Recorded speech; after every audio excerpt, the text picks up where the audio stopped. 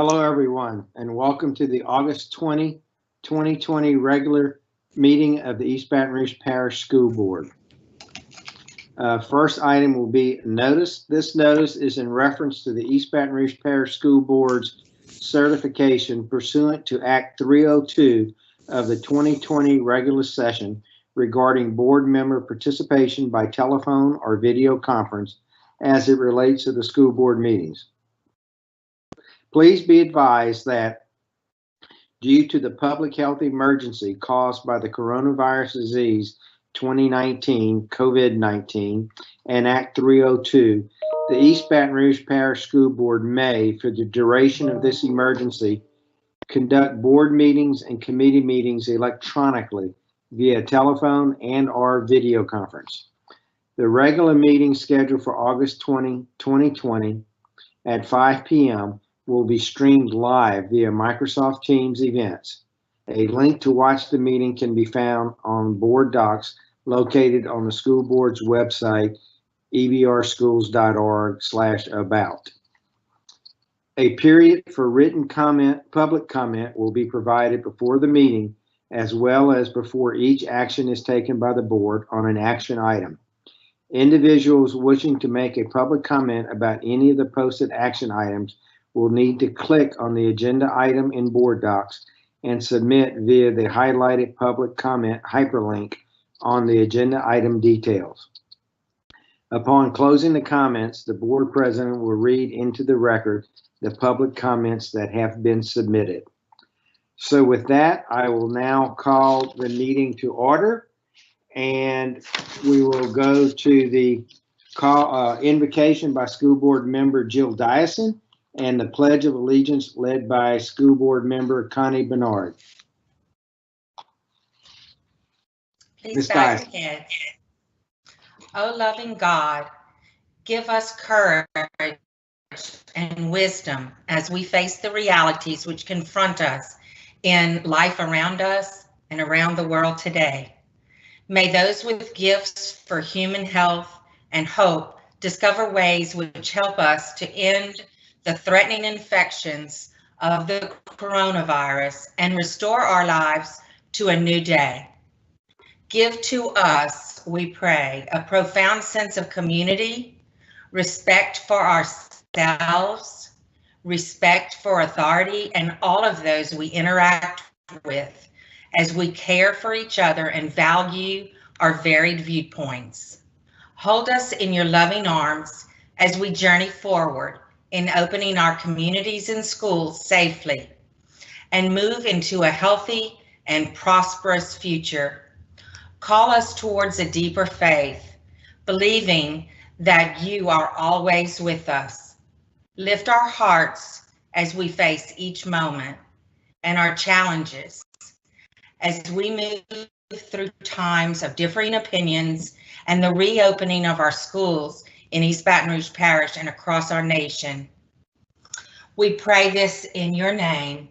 Amen. Amen.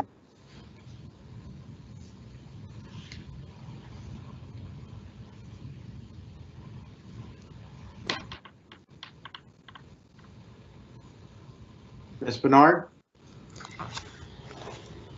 Please join me in reciting the Pledge of Allegiance. I pledge allegiance to the flag and for the republic which it stands, one nation, indivisible, with liberty, justice, and for all.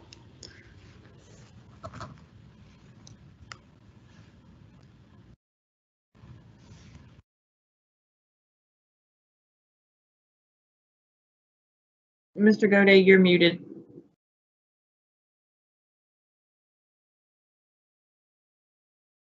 We'll now go to the roll call. Madam Secretary? District 7, President Goday. Here. Here. District 3, Vice President Howard. Present. District 1, Mr. Blue. Here. District 2, Mr. Lannis. Present. District 4, Ms. Collins. District 5, Ms. Ware Jackson. Here. District 6, Ms. Dyson.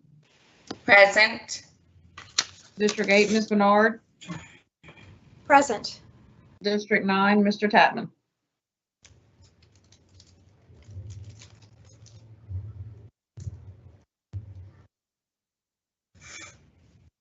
Mr. Tatman?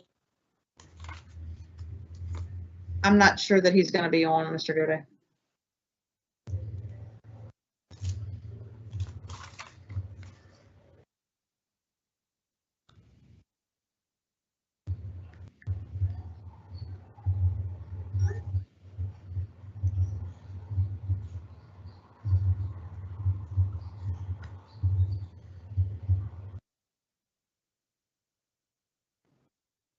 Mr. Gutter?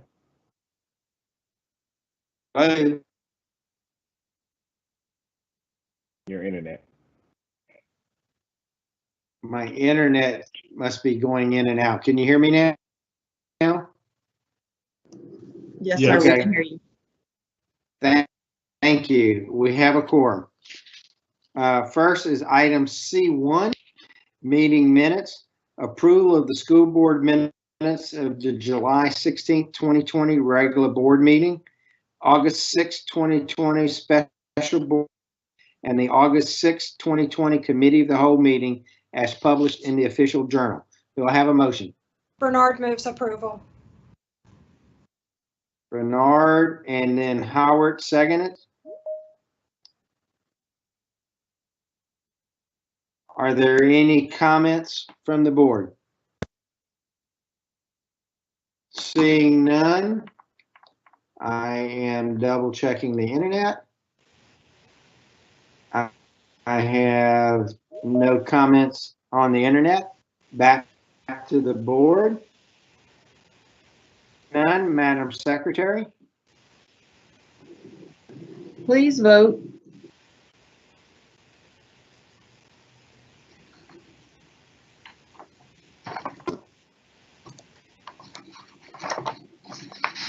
Mr. Blue, Yes. Mr. Lannis, Yay. Mr. Lannis, can you mark your answer? It hasn't popped up yet. You may need to get out of it, refresh your screen. Mr. Howard, Yes. Ms. Ware Jackson, Yes. Ms. Dyson, Ms. Dyson, Yes. Mr. Gode,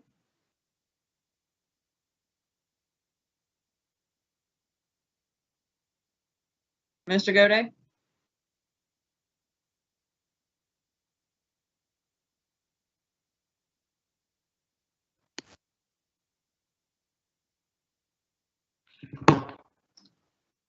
Ms. Bernard.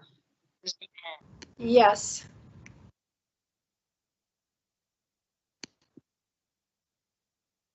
All right. So until Mr. Gode finishes, or is that all of the votes, April? Yes, I was trying to get Mr. Lannis's vote in. The motion carries. I think we just lost Mr. Gode. That's also. Can you take over? I think I might be back. Am I back? You are back. If you need to go out again, just let me know, Mr. Gode. Yes. My internet's clicking on and off. I voted yes. Sorry about that. Next is the monthly financial report for information only. Are there any comments or questions or concerns from the board on the monthly financial report?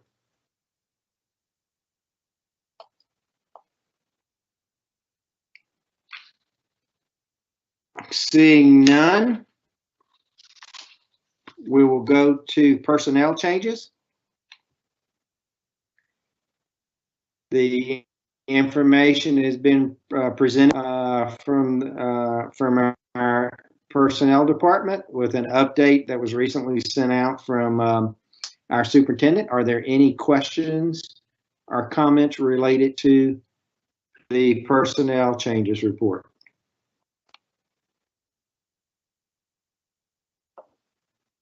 Seeing none, we will then move to item E1, the update from the superintendent. Mrs. Brown.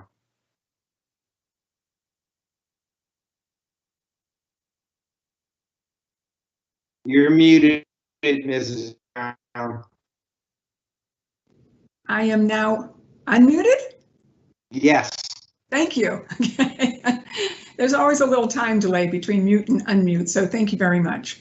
So it's just great to be here with you all again, and it's a pleasure to go through the board agenda items and the meeting with you tonight. So we've had a really great start to the 2021 school year. Our current enrollment, I think that's important for everybody to hear, is 39,136. We actually have seen an increase from the first day to today, and we're very, very happy with the enrollment, and it does continue to rise. We are actually seeing at the elementary level about 93.4% of our students are actually engaged and enrolled at our schools, and at the high school level, it's about 94.2% of our students were in attendance. So we're continuing to reach out to our families, and we really have started a lot of community support initiatives to make sure that we're getting all of the devices and information out to parents as every single day we're seeing more going out. This team has been made up of a lot of different parts of our organization. I think one of the pieces that has been very important is that our Family Connect with EBR with Mr. Edwin Wilson and Mr. Andre Gordon, the parent liaisons in our virtual program. They're serving as lead facilitators for this particular new initiative, and they will be working collaboratively to support the child welfare and attendance team by actually calling families and identifying students that need support. We also have seen quite a bit of engagement in other ways across the schools as well as across the district. School level teams actually are using various attendance reports, and we're actually matching those attendance reports to the device distribution to make sure that we're seeing where there may be gaps in what we're seeing in attendance from 1 day to 5 days and anything beyond that. That becomes a list for the schools to double check and check up on all of the students at every single school. They've been doing a great job. We're also going to be starting a reporting of the students that we have not been able to find, and we will be making sure that we get out to those homes and those families as well. So the students and families have been really doing a great job of coming into the schools. If you've been able to go into any of the schools, you will see that there's little kiosks set up at the very front where they can pick up their device and their hotspot. We also want everybody to know that devices and hotspots are still going out. Any of the tech survey that we have out there where we see that there are parents that still do not have hotspots or a device, we send those lists to the schools, and we actually go and deliver the hotspots to the schools. I was there with Miss Ware Jackson earlier this week at 2 of her schools, and really started looking closely at making sure that every child and every family has that hotspot. Home visits are also taking place, so I think it's important to know that schools are going out to homes to make sure children have the hotspots, and so we're trying all different levels of doing that. We also have administrators that are working with our social workers and our child welfare and attendance teams to make sure that they also go through and find some of the families that we have been missing. Then our greatest initiative that has just come up is we actually are working at using paraprofessionals to work at the local libraries. We have 20 libraries that have agreed to have our staff at their sites. So we are looking very, very forward to that work being done beginning this Saturday. And each of those libraries is going to have timeframes. Some of them are like from 10 to 5:30. Some of them are like 10 to 1:30. So there's different timeframes, but we will get that out to those communities and make sure that they know that they are going to have a tech specialist right there in their local library. And we did 20, so geographically we were able to hit all of the areas, particularly the areas that we were seeing some attendance challenges of students having more than 1 or 2 days absent. The other great news is that all the health centers are opening back up at our schools. We are very, very excited about this. We do have, they actually started today. So all of those health centers are back working for the students only. I just want to, make sure that there's a caveat there, but if there's somebody that's enrolled in the school that needs health services, they can use the clinic at the school. Estruma High School will open on September 8th, so they just have a different starting time. So all the other health centers at Broadmoor High School, Glasgow Middle, Glen Oaks High School, Estruma High School again on September 8th, Northeast High School that also provides services for Northeast Elementary School. So it's been some great work in shifting things out to the communities and making sure that the families actually have a chance to get something closer to them. Other district news, I just had to bring this up just because the summer went by pretty fast with all of the other work that we were doing, but we celebrated the Classified Employees of the Year awards, and I just wanted to share those with you. The nomination categories and the winners for that was in child nutrition. It was Natasha Gray from Southeast Middle School. We had maintenance, operation, and facilities, who was Maurice Wiggins at Melrose Elementary School. Office and technical, we had Tanisha Dunn from the pre-K office at the Kiel Center. And we also had our paraprofessional and instructional assistant recognition and award winner, Louise Young at Wedgwood Elementary School. And in transportation, we have Pamela Patterson, who is with, of course, our great EBR transportation team. So I just wanted to let you know how great we also are supporting our classified employees through this application and award process.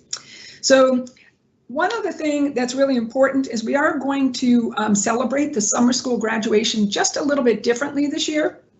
So this August 24th, we are going to be holding a diploma presentation at each of the high schools that have summer school students. Summer graduation that's happening on August 24th. So all the graduates are going to be doing a drive-by, and one car at a time with one of our graduates in it, and perhaps some of their family members. We'll go through the procession line, and each candidate would actually be given their diploma. Pictures will be taken, and all of those pictures will be sent back for us to make a virtual graduation picture ceremony for the students to have as a keepsake. So we're pretty excited about that.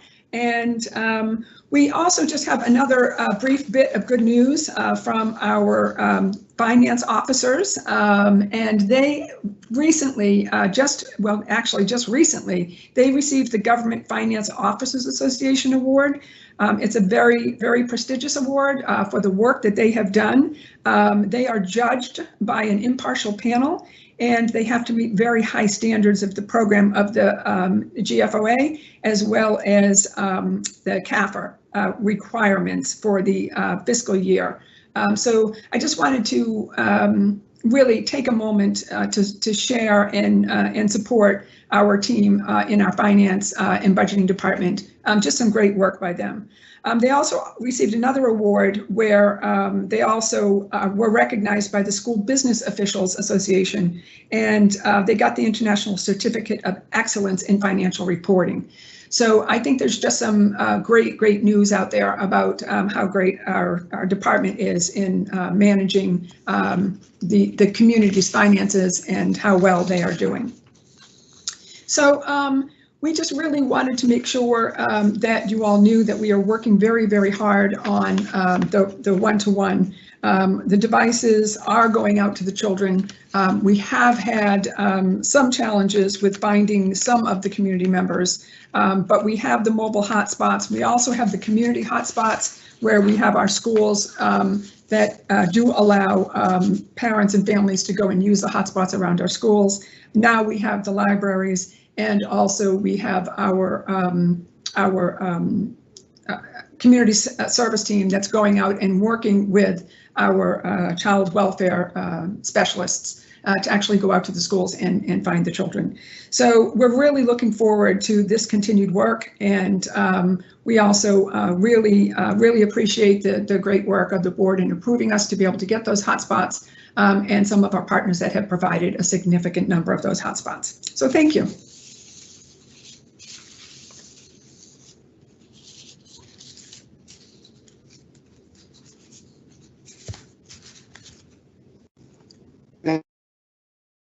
It's very nice to hear.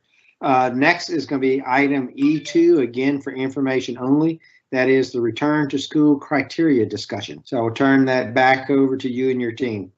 Great. Thank you, Mr. Godet. So we have been getting quite a few questions regarding a process or criteria for being able to reopen schools. It is a very complex process. It includes a lot of data. You all see all kinds of different data all the time. So we actually started a health advisory committee so that we have a specific team that can help us with making these decisions. We've been working with a number of doctors for really since March. And now we've been able to coalesce a team of doctors that we are beginning to work with. Well, we have been working with over the past month or so in creating this criteria. So we've got some really good processes started, and we wanted to share them with you tonight and make sure that we're headed in the right direction, and the community is able to hear also. Just a quick list. Dr. Michael Bolton has been awesome. He has been working with us all along. Of course, Stacy Dupree, she's going to kick this off in just a second. Sheree Duvac, the Director of Clinical Services of Our Lady of the Lake. Kristen Gradney, Senior Director, who does all the operations at Our Lady of the Lake Children's Health Hospital. And then we also have Dr. Dawn Marcel, and she is our Capital Area Regional Medical Director from the state. So. And one of our long time supporters and advisors, Dr. Catherine O'Neill, the Chief Medical Officer, and she is the doctor that's over infectious diseases at LSU. So I think we have some really strong people on our committee, and I just wanted to just personally thank them, as well as let the board know how important this team has been to us.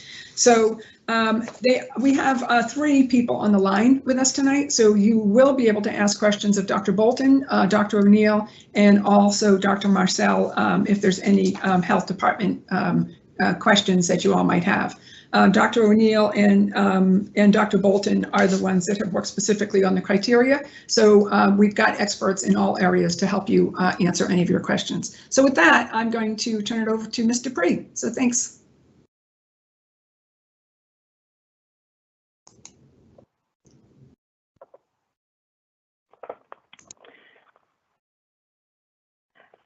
Hello. As Superintendent Brown stated, we have quite a team of experts and people in their fields to share with to help with the decisions as we move forward. As a parent of a child, I understand the struggles and the issues that many parents are going through to weigh the balance of a child's education and our safety. And that's something we kept in the forefront of our mind. So I just want to move forward to the next slide.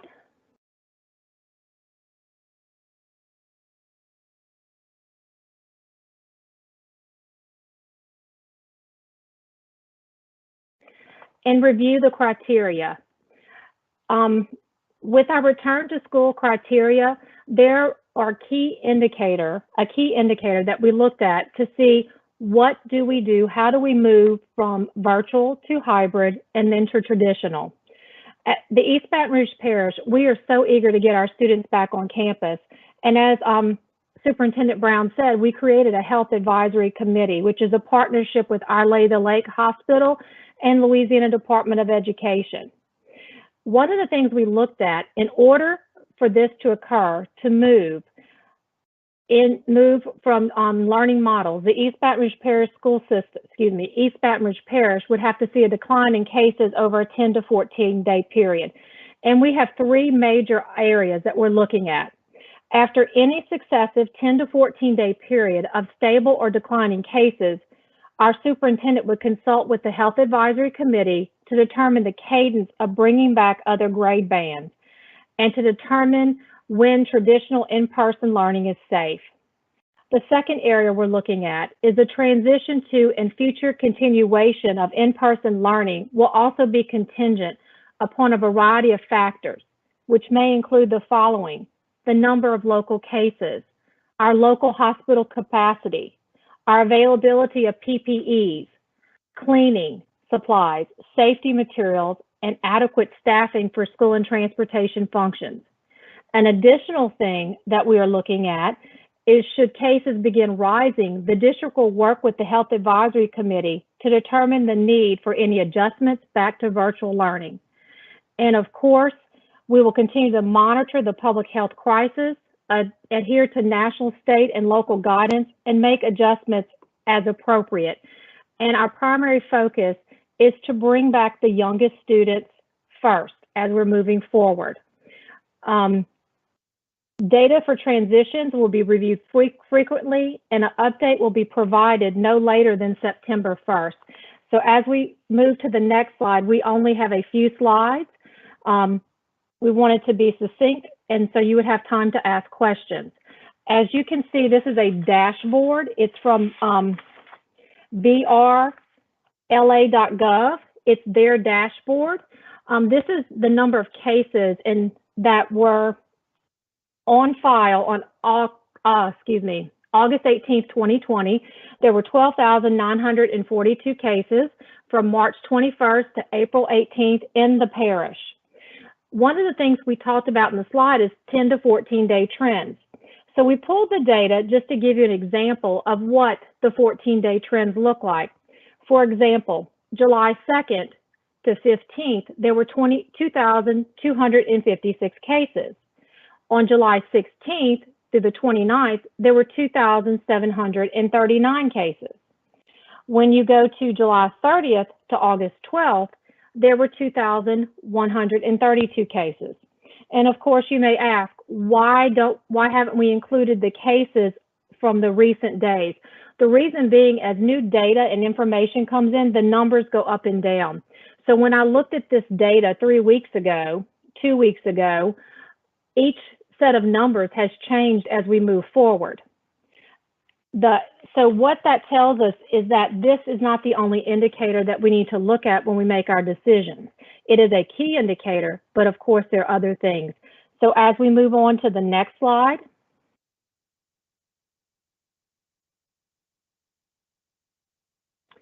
I would like to ask Dr. O'Neill and Dr.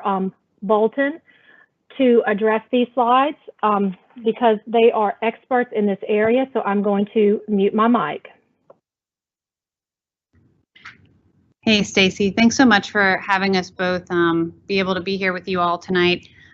This slide is a regional slide. The state has 9 regions and puts out information day by day on how each region is doing. So you can use ldh.gov to compare each region against each other. What you can see here is that day to day cases are added back in as those results come back, and that's that blue part of the line closer to where we are at present. The orange are cases that are not new anymore, but were previously reported. And so you can look at your 14-day trend the way Stacy showed you in the last slide for our parish, or you can also look at a 14-day trend for our region, because we do take kids in from a variety of different places, and also regional activity is going to affect our school system. So this is a little bit more of a broad view, but definitely gives you an idea of how things are doing in the greater Baton Rouge area. We are on a decline in number of cases, in our hospitalizations, in our ER visits for COVID-like illness. So far the region is looking good and has been for the last 2 weeks. We're not winning. There are regions who look better than us, but we're definitely improving over those July numbers that Stacy showed you. So as we go to the next slide,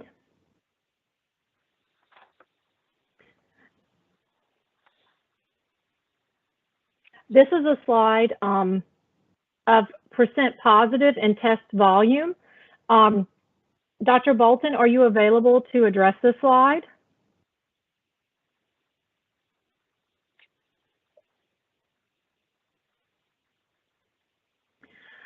Okay, I think we're having some audio issues.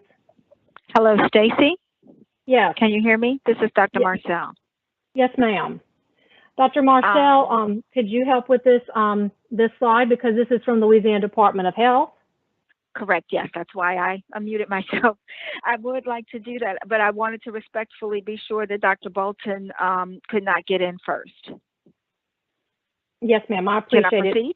Yes, ma'am. No Please problem. do. I wanted to say that as far as positivity goes, as a state, we're seeing an overall decrease, but here specifically in EBR, we are down at the most recent calculation, 11.7, which is under 12 and closer to 10. Ideally, we want it under 10, but that 11.7 is from the week of August 6th through August 12th, and prior to that, the previous week, we were 12.9. So we are encouraged that we do see our parish in EBR, our parish percent positivity rate coming down. We also have seen a decrease across the state, and we are down 8.8%. And we also just want you to know that we are also watching the surrounding parishes, as Dr. O'Neill was stating. While we are EBR, we certainly look to our neighboring parishes around the Greater Baton Rouge area, because we know that we will be impacted. And with the numbers of positive reported cases as of today, just from the 18th, we are 13,133 cases, and we are the second highest for a case number in the state, second to Jefferson Parish outside of New Orleans.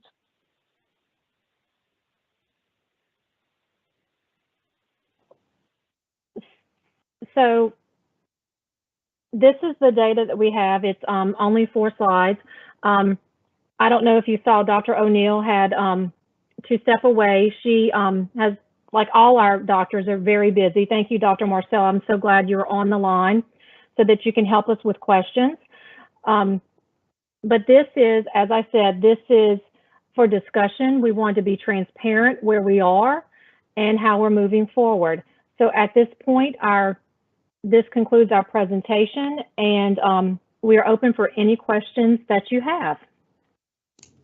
And 4 questions I would like to add that we also have another member from our regional team here at OPH. Her name is Emma Ortega, and she is our regional surveillance epidemiology. And Mr. Prey, I know you and Ms. Ortega work closely, but she is listening in on the call as well.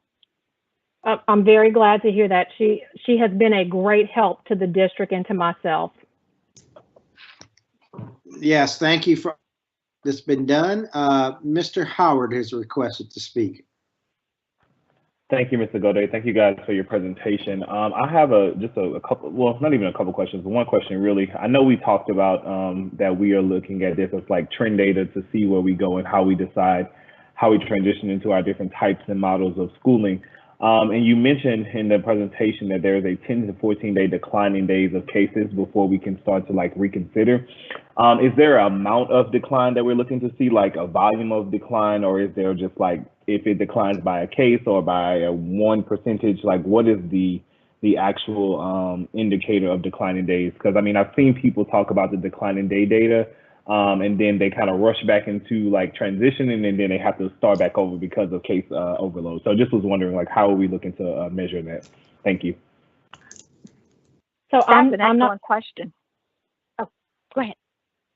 I was going to say, I'm not an expert on this. I'm going to let Dr. Marcel answer it, but we do have to look at data and look for the significance.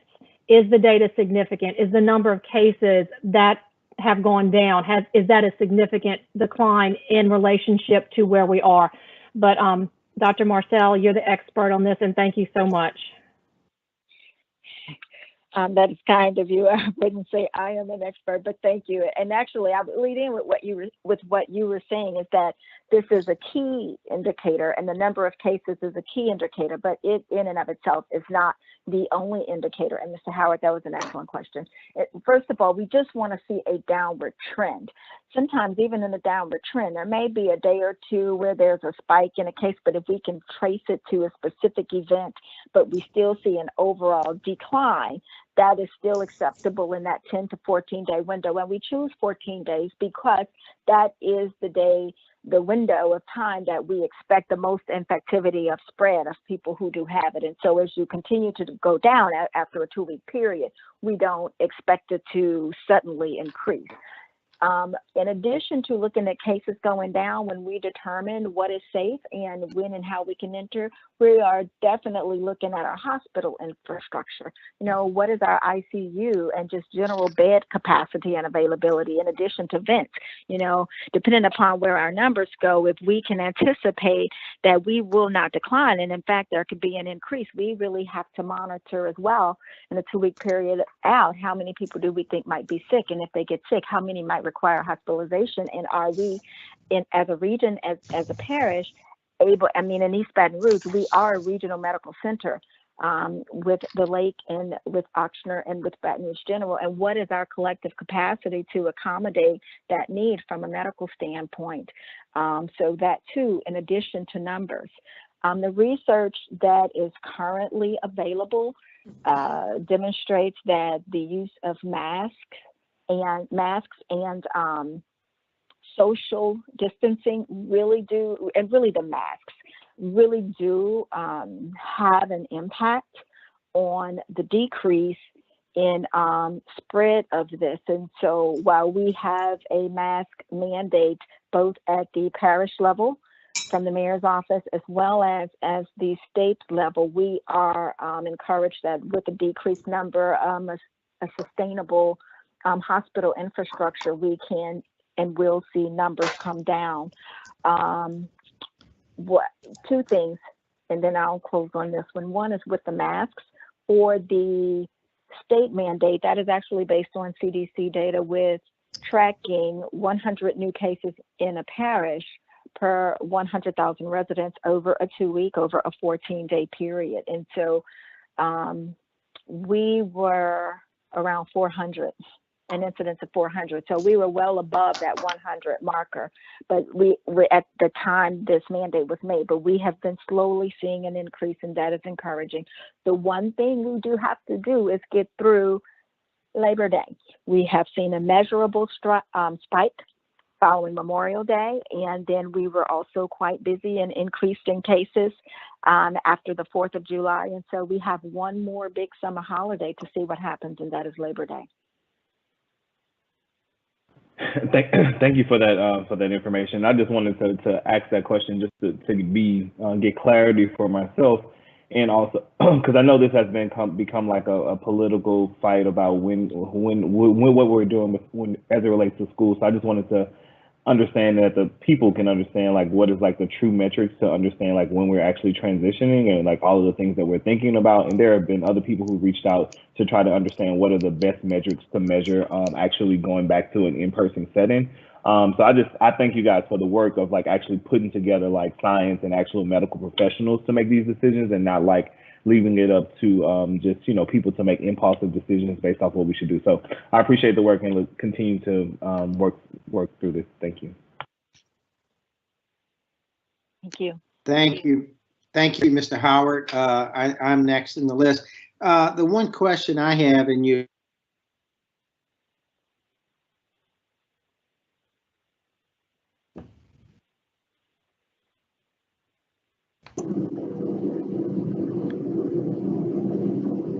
Mr. Godet has frozen, so Ms. Dyson, we'll start with you and go back to Mr. Godet. Okay, thank you. I want to thank all of you who have been working on this, and I'll just go ahead and say it. I had a pretty bad case of it myself and others in my family, and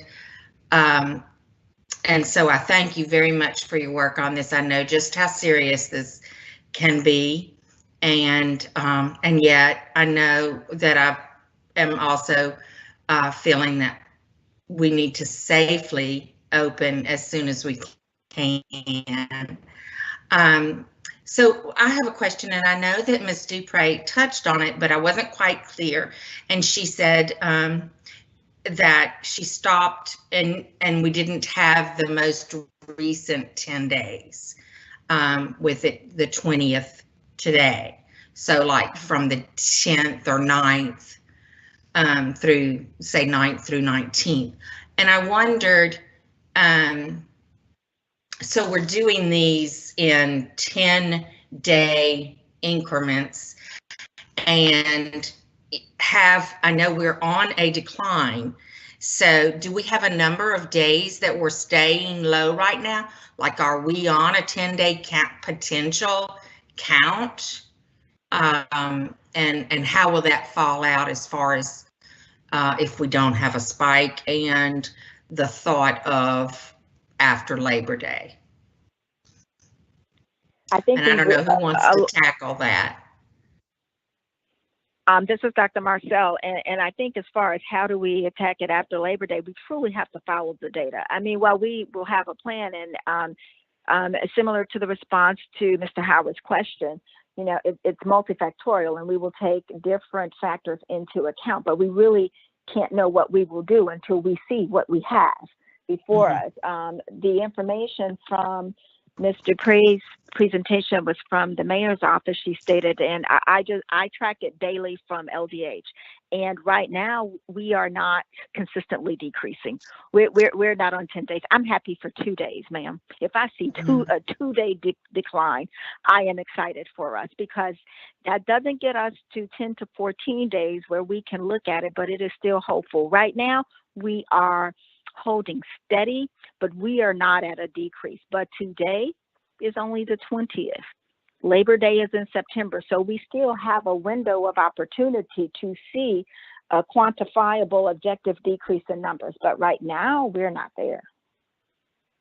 So we haven't started a 10-day count yet, or a 14. No, there have been count. days, there have been some days, you're welcome, that have been less than the previous day. But no, ma'am, we do not have a trend. And I wanted to say that I am glad you are recovered. Thank you so much. You can't take welcome. this too lightly. I just can vouch now that you don't truly understand until you're there, and it wasn't pretty. So I just say and I was following all of the masking and the things that were being recommended, and so were my family members. So it's just a really dangerous virus out there, and it can be. It's really strange how it'll take some people and affect them so differently than others. It's you know, you can hear the stories, and they're true, from some people that have a few little symptoms for 3 to 5 days, and then you have quite the opposite. So I have a different understanding of this now, and so we do have to do this safely, but at the same time, I do feel a sense of urgency. So thank you for your continued work on this, and for your answers tonight, for being and joining us. We appreciate your time and expertise. Thank you, Ms. Dyson. I'm assuming you can hear me again now. A couple of quick questions and a comment. Ms. Dyson, one thing to remember is that the data they're showing now is shown by date of test, not date of result. So it takes some tests come back in the same day, some tests don't come back for 7 days. So that's why you have a lag in determining the numbers. But LSU, Southern, and BRCC are all coming back, and they will be coming back in force right about the time we'd be looking at doing some things. Is there a program or process with the state to focus in on the colleges and universities to make sure that they don't drive another spike. I don't need the intimate details of it, but could you just talk a little bit about what might be done to monitor, particularly at the colleges and university level? Well, the short answer is, will there be something done? The answer is yes, and we've already started. In addition to recommending the mitigation efforts that we have always expressed, we do realize they are college students. And if you recall this summer, when the athletes returned to LSU's campus per SEC approval, we did have an outbreak at the end of June here. And so we are very cognizant of it and sensitive to that, and have been working individually at the regional level and at local hospitals with the universities, but also at the state level. We have community-based testing available, and we are certainly focusing our activities on campuses and recording cases. The Department of OPH, our agency, is working really closely with the Board of Regents on a regular basis, and we did not just start. This has been from the onset of this since last spring. So senior leadership within OPH and the Board of Regents is in regular contact. And also along those lines, we had federal surge testing through FEMA. FEMA selected 3 sites in the country: Houston, Texas, Jacksonville, Florida, and Baton Rouge, Louisiana, because our numbers were that alarming in the increase. And so with that, there is now surge testing in New Orleans, and we are able to use some of the remaining tests at Southern and LSU, and that is actually starting today and tomorrow, as the students come back. And we also are discussing other plans with university administrators and athletic departments to have site-specific or school-specific, university-specific plans. Yes, sir. Thank you very much, and thank you for all the work that you're doing. Mr. Ballou. Thank you, President Godet. Just I want to make sure I understand the criteria. The 10 to 14 days, is that a rolling 14-day average that's being used, or is it just straight cases? It's primarily cases, and looking at the incidents or the new cases being reported, whether or not we see a trend in a decrease of newly reported cases. But it's not exclusively just a downward count in cases themselves. We are looking at percent positivity. We are looking at hospital infrastructure and bed availability and capacity, because we have to be sure that, if the trend doesn't last, or if cases increase again, that we are in a position from a medical standpoint to accommodate the needs and serve people who may get very sick. Some people may be completely asymptomatic. Some people can have a truly life-threatening illness from this. And so just being sure on multiple levels that, in addition to seeing the incidence of new cases decline, that from a multifactorial standpoint, we can support from a public health perspective and from a medical perspective. I wouldn't say re-entry, because we've re-entered, but continued entry.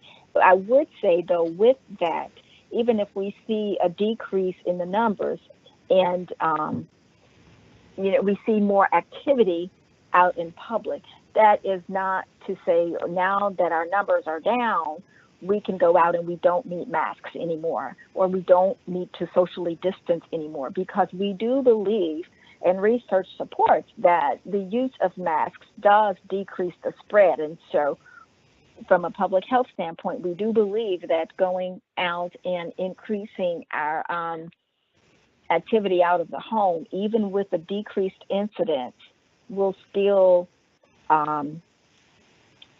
include or need the use of masks and hand washing and social distancing, even as we go out and cases decrease, to keep the numbers decreasing. In other words, if we see a decrease, we go out, we increase mobility, we don't implement these public health measures to mitigate it, we would expect it to increase again, and we would expect yet another spike.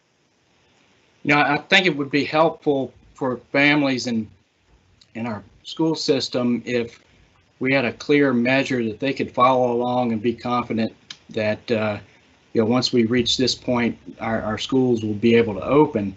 Would it be more useful to track maybe a 14-day average on hospitalizations? Would that be an easier or more useful measure? Yeah, none of this is easy, and it alone in and of itself is not necessarily useful, because everybody who's positive doesn't require inpatient admission, and every inpatient admission doesn't require ICU or a vent. We look at the entire picture, and if we could neatly wrap it and present it in a way that would be absolutely clear, we certainly would. It would be helpful for us as well. But this is a novel coronavirus, novel being new. Even when it came, there was a concern that or a question or, you know, thought that it could possibly have seasonal sensitivity and decrease in the summer. We know that's not true. And so we are still learning so much. But what we are doing is sharing what we do know.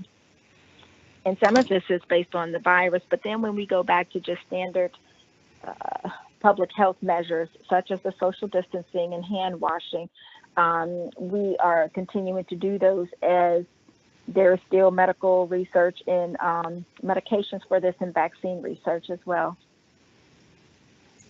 Okay. Well, did hey, the Michael Bolton? I'm not sure if I'm. Oh, can y'all hear me now? Okay, thank you. I apologize. I didn't mean to interrupt. Just to add to the good comments that Dr. Marcel and Dr. O'Neill made earlier, you know, I could, as a data person, I could certainly understand the need to have a very clear, very objective measure to use to say, yes, it's now good to go back to school. We have a 2% decline or decrease of 1,000 cases on a daily basis. But I think part of the agility, I think, of us trying to determine the feasibility and the safety of making that happen is somewhat subjective to some degree, because if we say we're going to decline by 1% of cases, well, it's somewhat relative to what the prior 14, 21, 28-day cases look like. And if we say we're going to decrease by 50, well, is that 50 from 10,000 a day, or is that 50 from 100 a day? And so it makes it somewhat difficult to sort of, I think, put us in a box to say, you know, if we meet this one criteria, then it's okay to open. But as Dr. Marcel and Dr. O'Neill noted, there are going to be other factors considered into that decision of allowing schools to go back in person. And so I certainly see the need or the desire to have a very clear cut line of exactly what needs to happen in order for schools to go back, but it's somewhat of gray lines to some degree based off of what we see in the region and in the state and in the hospital capacity. All right, well, thank you. Sure.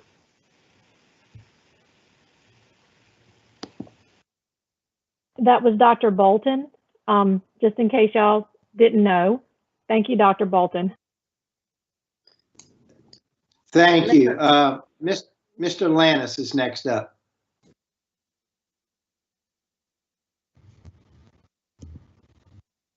Mr. Lannis? Cannot hear you. Mr. Lannis, you're on mute.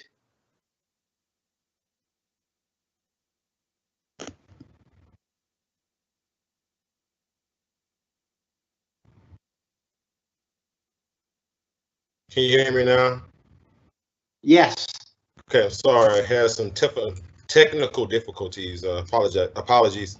My question is, with everything that we're hearing right now about possible spikes, how many days we should see no cases or no new cases before we consider opening schools back up? But is there a strong suggestion around how we approach our families as it regards testing? I think that's one of the strongest key indicators that can let us know who could possibly have it, but also get people's mind and sync of how important testing is so that we can know who could possibly be infected inside of our schools, but not just around our schools, but all around our city to help keep spikes down.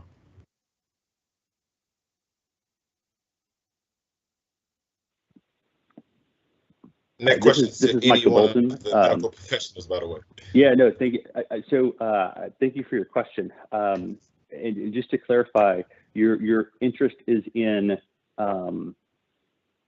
just testing overall, or testing families of kids in a public school system in particular? I just want to make sure I want to answer your question as best I can. All right. So more specifically, we have a lot of people who are under East Baton Rouge Parish school system, and I'm just talking about our school system as a whole right now, because I know that it can affect, that this also affects our entire city as a whole. So my question is, should we be strongly suggesting our families, meaning any students, parents also, because those students are virtually learning at home or distance learning, educators that are inside of our building, or any of our employees, should we be strongly suggesting to them that testing is a high priority right now? I gotcha. Thank you. And I can speak for a second, and Dr. Marcel could probably give a much more eloquent answer from a standpoint of public health. But yes, testing is a very important piece in order for us to identify folks who have the novel coronavirus. It's important to have testing done. As you've seen over the months, testing sometimes is easier to come by in some places as opposed to others. Depends on the supply and resources and availability and access. But yes, testing is a very important piece of us identifying where folks are positive, where hotspots might exist, where we can do a better job of containing the virus, as opposed to having more widespread actions that are of course very needed to blunt the growth of this virus spread. And so testing is an important piece.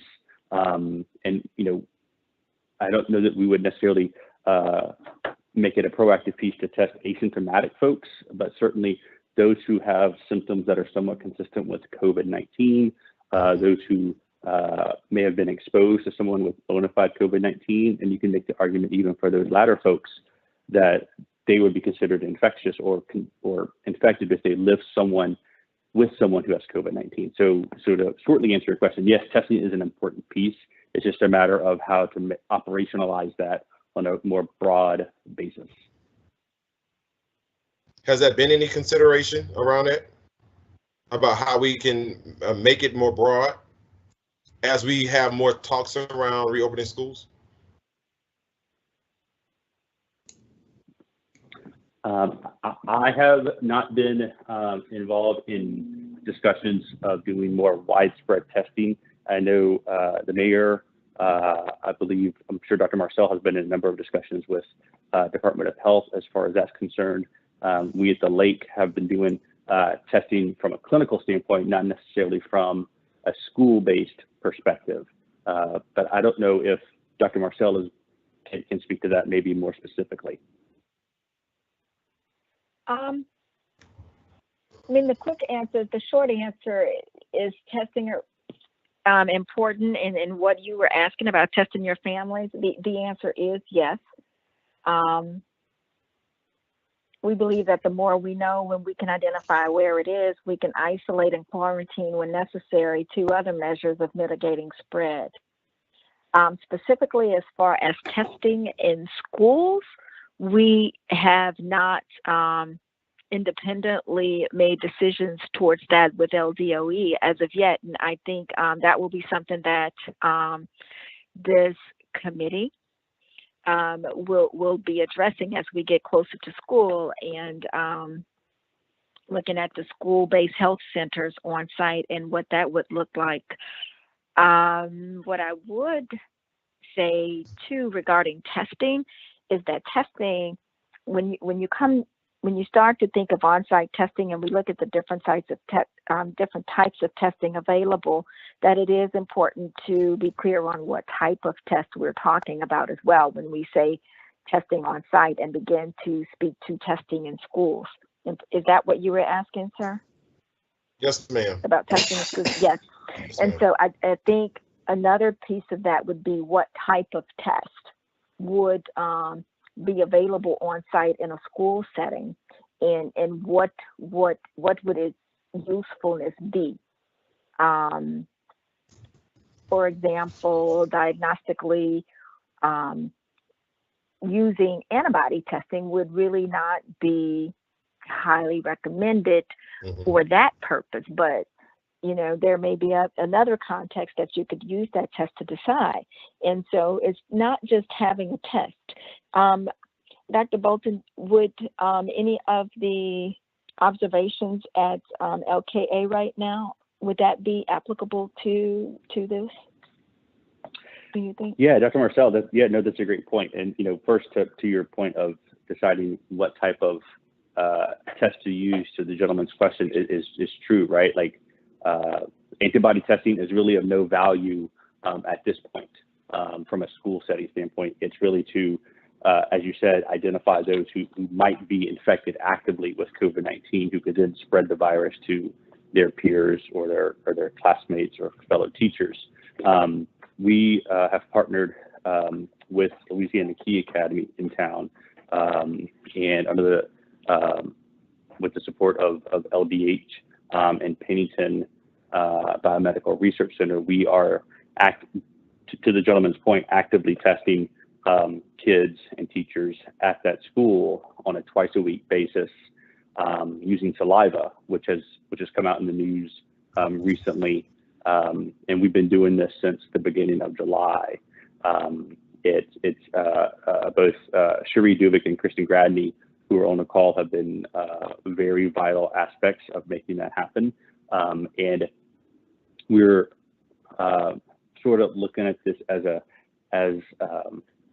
surveillance activity to determine what testing looks like in a school setting, and how the virus may act in a school setting, and in particular in a school setting that, as Dr. Marcel noted, can implement the safeguards that are evidence-based, including wearing masks, watching your physical distance, and washing hands, how the virus acts in the congregate settings such as schools. And preliminarily, we've had, knock on wood, fairly good success with this program. And we've been very happy so far with the outcomes of it so far. The caveat, certainly though, is we're looking at, I believe, just under 200 students that we're doing on that are being involved in this program at Louisiana Key Academy, which is certainly a much smaller slice than what I believe Ms. Brown mentioned of 40,000 kids in the East Baton Rouge public school system. And so to operationalize something like we're doing in the Key Academy, I think would be great. I think it's just being able to identify steps to take when you implement something like that and the resources needed to get something like that off of the ground. And so it would be great if we could do it, but then I certainly wouldn't want to step on the toes of educators and the professionals in the school to do what you're supposed to do at school in the first place.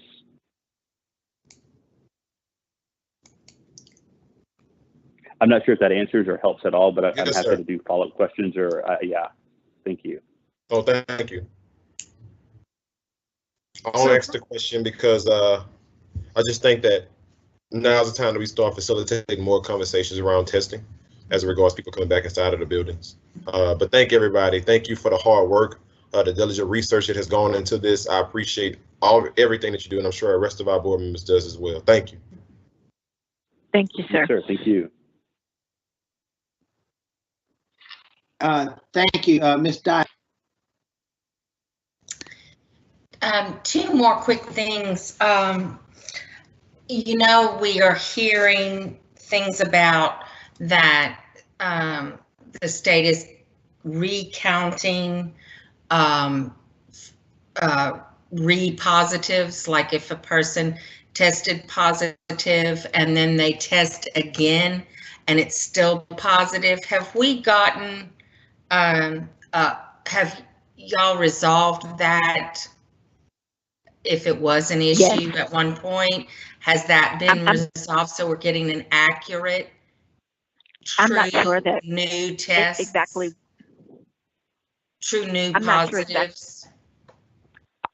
I'm not sure what situation you are speaking of specifically that we've heard about, but what I do know is that we are clear that what's being reported are new PCR cases.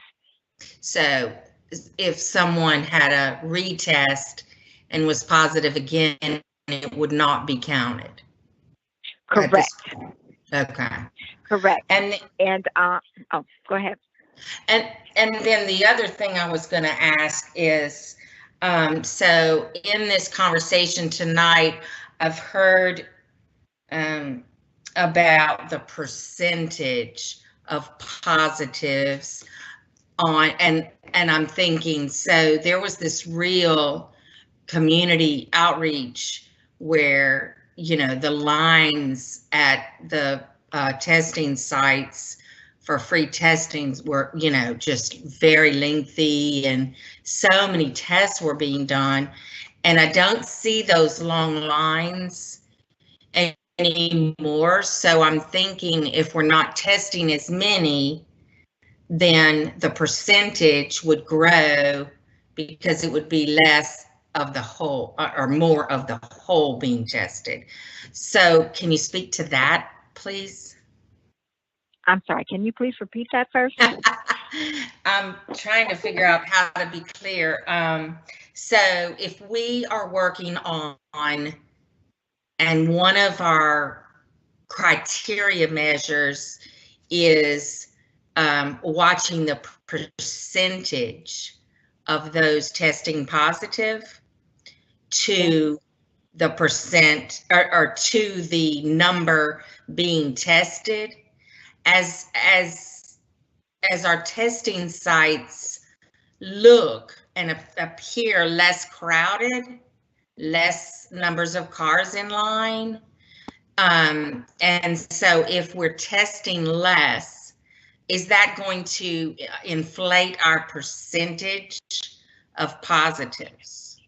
No, it won't falsely inflate your percentage of positives, because even if you test less, if people are positive, you'll get 0% positivity. But if you're testing like big masses and you have that same number, around that same number, then your percentage of the whole is less, right?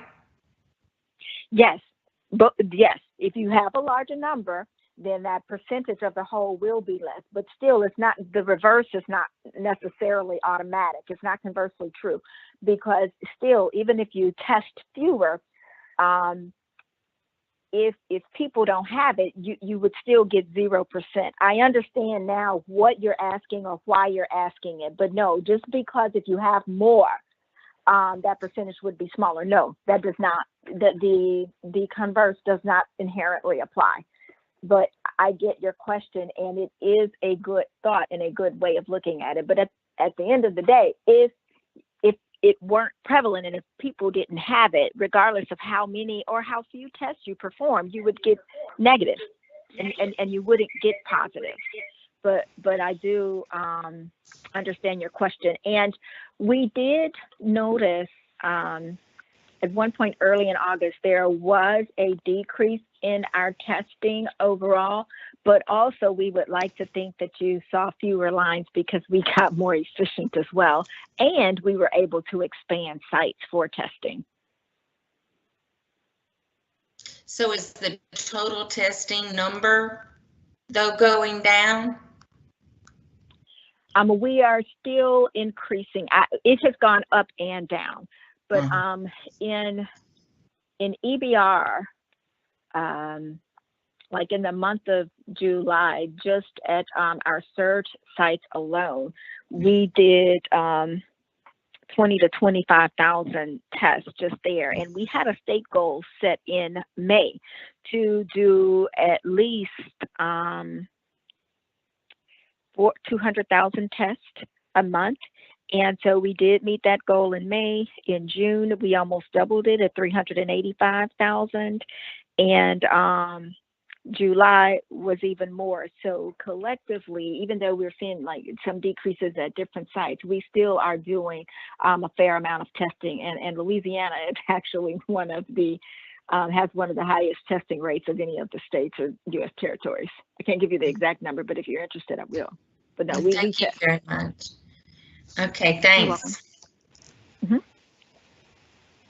Thank you. Mr. Ballou. Thank you. I had forgotten to ask one question earlier in regards to criteria.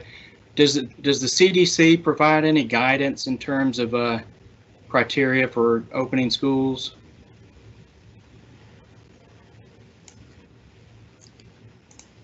Through the it's chair. Michael Bolton. Oh, thank you, Mr. Dr. Bolton. Oh, Yeah, I'm so, sorry. I was just talking. Go ahead. I'm sorry. Oh, I was no, on mute. please, go ahead. I'll go back on mute and then. Yeah, I was just going to defer to Dr. Marcel for the most part, because she likely has more direct contact with the CDC than I do. When I've read the CDC recommendations, I'm not aware of a particular number. Okay. You are correct. They do not have any strict, concrete recommendations as they may have historically had in different situations. There are guidelines and recommendations, but really not any strict requirements at this time. Doesn't mean there won't be, but they do have information on opening schools. They are in support of kids returning to school. The thing is returning to school safely. But yes, they do have, more so than guidelines, I would call information on, I would refer to as information on their website that is helpful, and I do recommend it. All right, thank you. You're welcome. So through Mr. Godot, the president. Mr. Godet? Yes. This is Mrs. Brown. Yes, thank you. I just, during this conversation, I just want everybody to really understand that this Health Advisory Committee, as well as our staff, absolutely follows the CDC guidelines or exceeds them. And just like Dr. Marcel said, they are more informational of things that they recommend that we do. We are following them very, very closely, but they do not give any specific data as to when we should reopen school. And that's why we really started this conversation about looking for data that will help us make decisions effectively and very, very safely. So that's what this conversation really is headed towards, is trying to set some markers or gating criteria so that parents have a good idea of how we're following the data, how we might make decisions, and all the different conditions that go into making that decision. So thank you. I appreciate your question, Mr. Ballou. And thank you, Superintendent Brown. I appreciate your comments. And likewise, we use the information available within LDH in the same way EBR PSS does, and we are in contact with them, and we are able to look. We are learning more about our community, and CDC is a wonderful resource for us, but to Superintendent Brown's point, I do not have to add to that, but that is where we are, and we are doing what we can with what is made available. Thank you very much. Welcome, Ms. Collins. You're up next.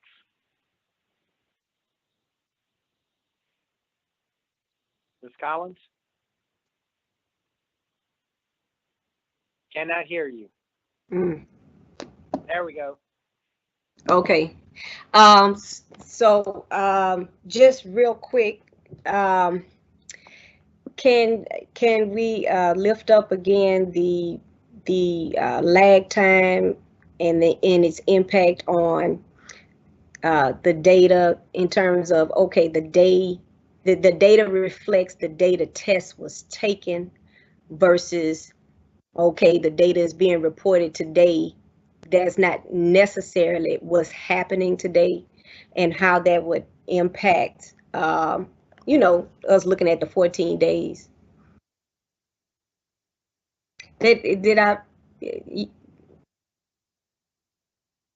Was my question clear? Yes, it was. Okay, all right. This is Mike Goday. Just in the absence, you know, the way I look at all these numbers in there, keep posting the 7-day average, because it's hard to look at individual days because you got weekends in there. No numbers are reported on Saturday. So I've been looking at the 7-day average as what to take. And that 7-day average has a lag time because you're going to have days in the front end of that haven't been reported back yet.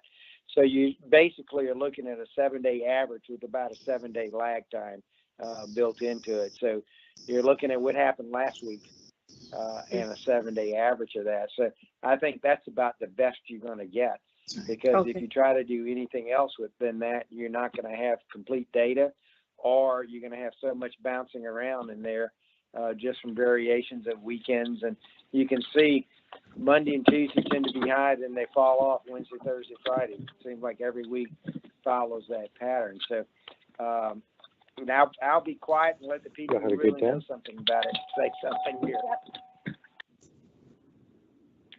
Hey, it's Michael Bolt. That's a really good way to put it. I don't know if I could add more words to what you said to make it more clear. Yeah, there's just a lag time with getting the data available to be able to review at a regional, parish, and state level. And so your comment was the best response to that question. And so then when we talk about looking at a 14-day decline, is the reason why it's a 14-day decline, does the lag time issue, is that reflected in the number of days of decline we're trying to get? Or do we have to also consider there's a lag time when we're looking at 14 days? Hey, it's Michael Bolton again. Yeah, no, you're right. That was part of the reason we sort of provided a bit of a cushion with sort of the lag time baked into that idea with that time frame. You're absolutely right. Okay, thank you. Thank you. Again, I see no other people requesting to speak, so I just want to thank all of you in the medical profession for all of your help working through this, and look forward to continue working with you until we get past this. And like I'm saying in every email I sign now, I say stay safe and pray for a vaccine, because that's what we really need, is a vaccine. So with that, we will move on to the next agenda item, and that is the dialogue on race. And before I give it to Ms. Ware Jackson and Ms. Collins to talk about, I just want to thank them for the work that they put in there into this process, and recognizing that we're working on the resolutions that we passed by the board, and following up on this to take positive concrete action is greatly appreciated. So with that, I will turn it over to you ladies. All right. Thank you, Mr. Goday. Thank you, Ms. Collins. And I appreciate our board being very bold and brave in agreeing to have this series, the Dialogue on Race series, in place. As Mr. Goday mentioned, our board passed a resolution which speaks of our commitment to equity in eradicating racism in education. And I would ask the members of the public if they would like to take a look at that resolution. I believe it's still on board docs from last month's board meeting. In that resolution, you know, we speak about education as the key lever for creating a more equitable nation and world, and a tool for dismantling institutional racism. and the fact that our community and nation's future require that this systemic institutional bias be dismantled to promote equity and ensure all children and families are able to thrive. Also inside the resolution, we commit to reviewing and revising our existing school board policies over the course of the 2021 school year, which will be upon us before we know it. And so there are a lot of things that we want to do in the near future, and having this series of dialogue on race will definitely help us in our efforts to move the district forward according to that resolution. A little bit of background on this is that Dialogue on Race Louisiana did a full day seminar a few years back, and the makers of that event were looking to do another similar event this fall in October. So last fall, in 2019, this group of higher education leaders representing the local colleges and universities, along with nonprofit leaders, came together with some of the members of our administration, our EBR PSS administration, to discuss a joint effort in contributing to the healing process around race in the city of Baton Rouge. And as education is the foundation of the future for this region, education leaders can play a vital role by taking the lead in these conversations around race in the education sector through the use of a facilitated format that provides a safe space for sharing and understanding, where we can get together and not be afraid or feel fragile about this conversation. So meetings began, the planning meetings were interrupted by COVID after a few months of meeting to put together the day of dialogue, and also put together a 6-week series on dialogue on race that would be geared specifically to education. And we were interrupted by COVID-19, but began again in June in a virtual setting. And Ms. Collins joined us at that time. And since then, we have come up with some dates and some action around facilitating the event. I need to say that the dates are limited due to the high demand right now for this series, not only from the local area and within this region, but because of the very practical and good feedback that the series has gotten. There are entities in other states that are asking for some help in facilitating this kind of discussion and duplicating the series in other states.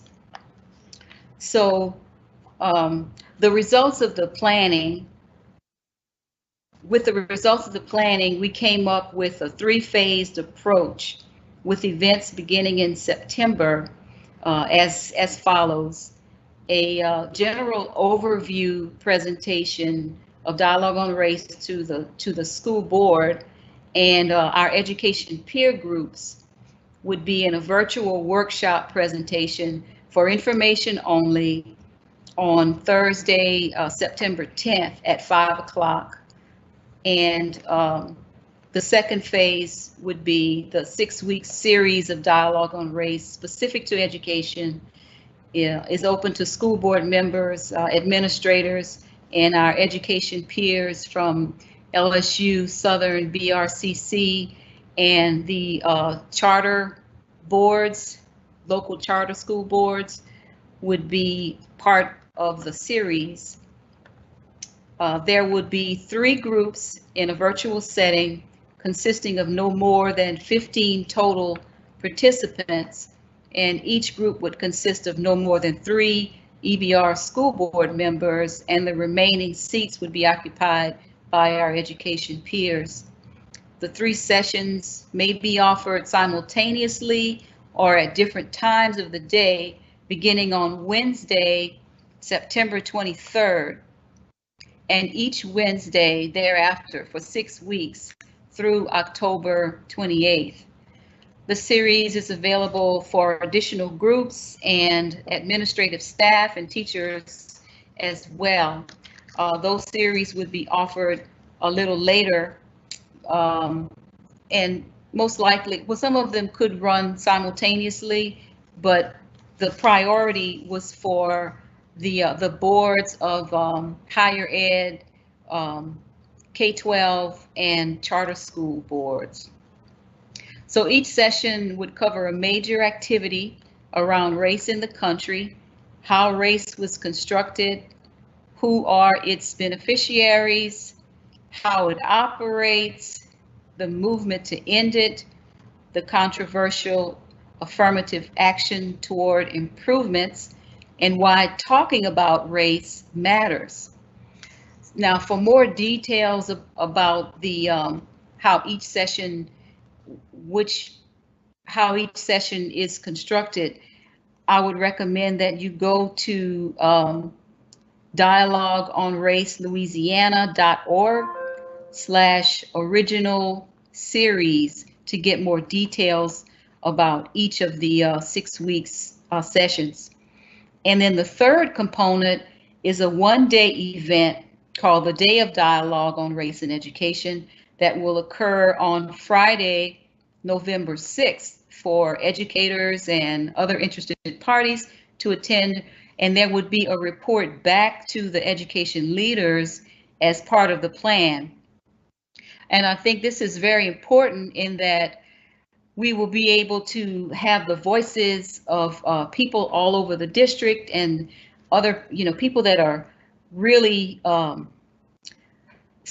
just part of the education sector, and to get their feedback that will help us as we look at our policies and procedures, and when we also take another look at our strategic plan.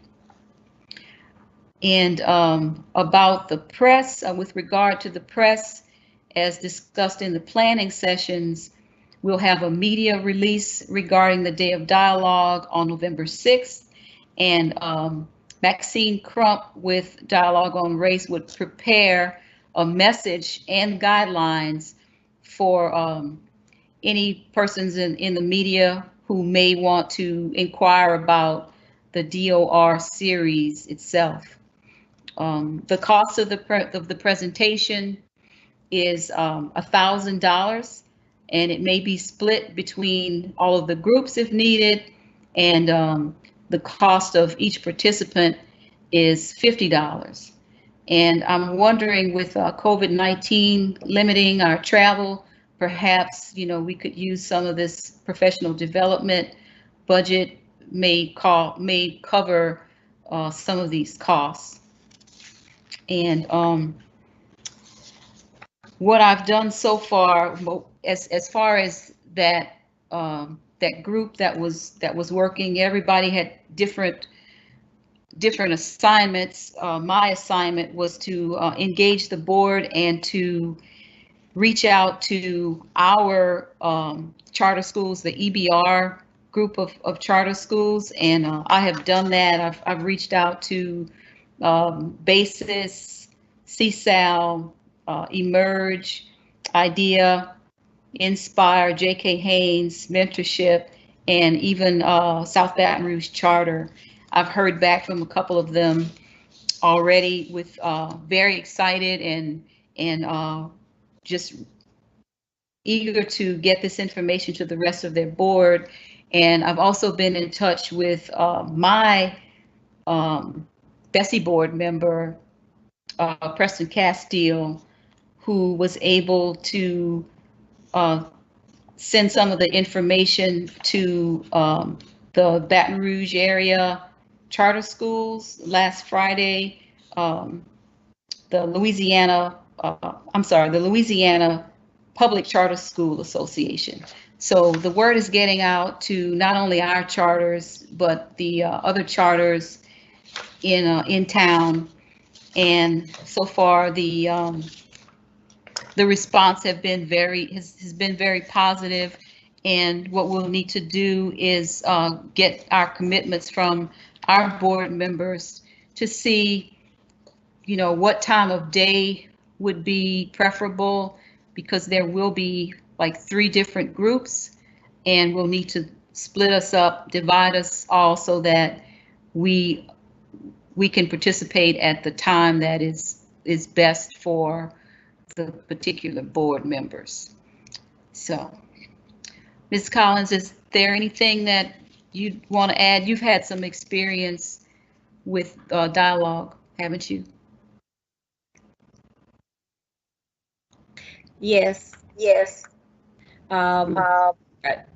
Many moons ago, I was a facilitator, and I've participated in some. In fact, I had participated in the one that you mentioned earlier that had a focus on education. A former board member was part of that, Press Robinson, and it was very good and very informative. I just want to lift up and just put it on the table.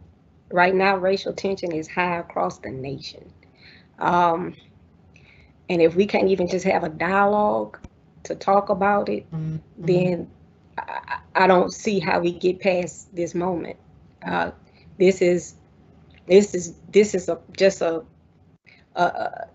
an opportunity to make sure that we are speaking with the same terms, and we understand each other when we say something.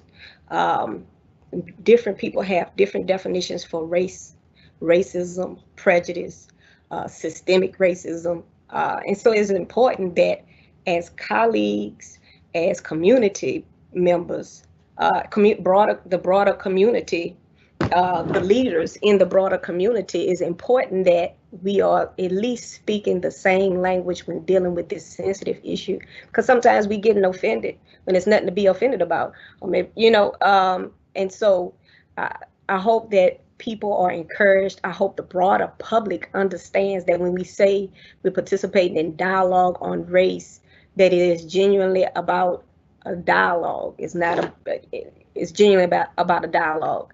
And this particular program is highly vetted. As Evelyn had already mentioned, is in high demand, even outside of the state of Louisiana, and from different and diverse community groups, organizations, and businesses. It's not just people of color utilizing this program. It's people that are not people of color requesting this program. A few small examples: Baton Rouge Art Gallery has gone through it, Taylor Posa, as well as YWCA. So please be open-minded. I know racial tension is very high right now, but that's even more reason for us to have these dialogues. And that's it. Thank you very much. If there are any comments from anyone, I'm not seeing anyone with a request to speak. Thank you for the work that you two have put into this, and look forward into starting off this process and moving us along. Appreciate it very, very much. Next, we'll move on to item F1, reports from appointees to committees and agencies. Do any board members have any information they'd like to share with the board?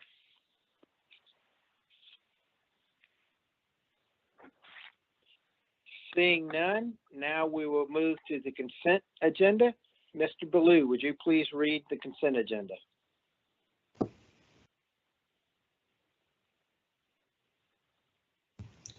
Yes, just give me a second to pull it up here.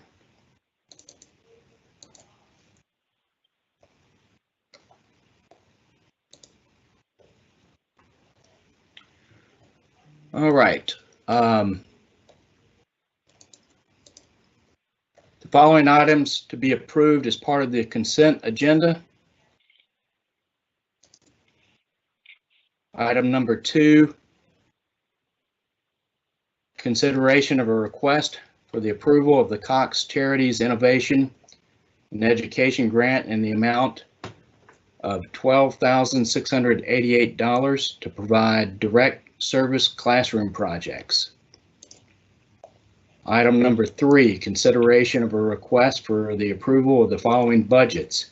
A, Strong Start, Governor's Emergency Education Relief Fund in the amount of $765,000. B, 2020 to 2021 Believe and Prepare Formula Transition Budget in the amount of $5,000. Item 4, consideration of a request for the approval of a professional services contract between the East Baton Rouge Parish School Board and the following. A, Nearpod in the amount of $17,984.62 to provide social and emotional learning software. The funding source is Strong Start. B, Career Compass in the amount of $290,000 to provide individual college and career coaching. The funding source is Strong Start. C, XL Connections, LLC in the amount of $40,000 to provide coaching and professional learning. Funding source is Title III.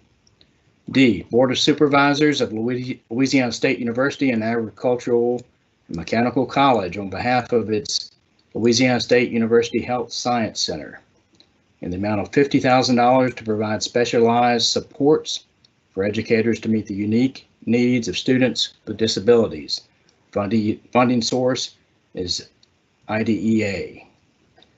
E, Baton Rouge Children's Advocacy Center in the amount of $40,000 to provide professional learning and support. Funding source Strong Start. F, School Specialty in the amount of $17,153.70 to provide professional development and support. Funding source School Redesign. G, the Avid Center in the amount of $65,506 to provide support and professional learning. Funding source is School Redesign. H, Illuminate Education in the amount of $123,378 to provide Fast Bridge Assessment System annual subscription.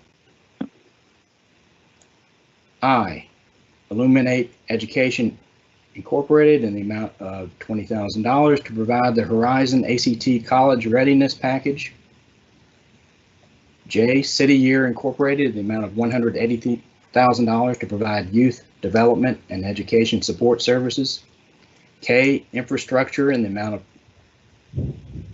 $32,658.60 to provide Canvas Cloud subscription for faculty. Funding source is the technology budget.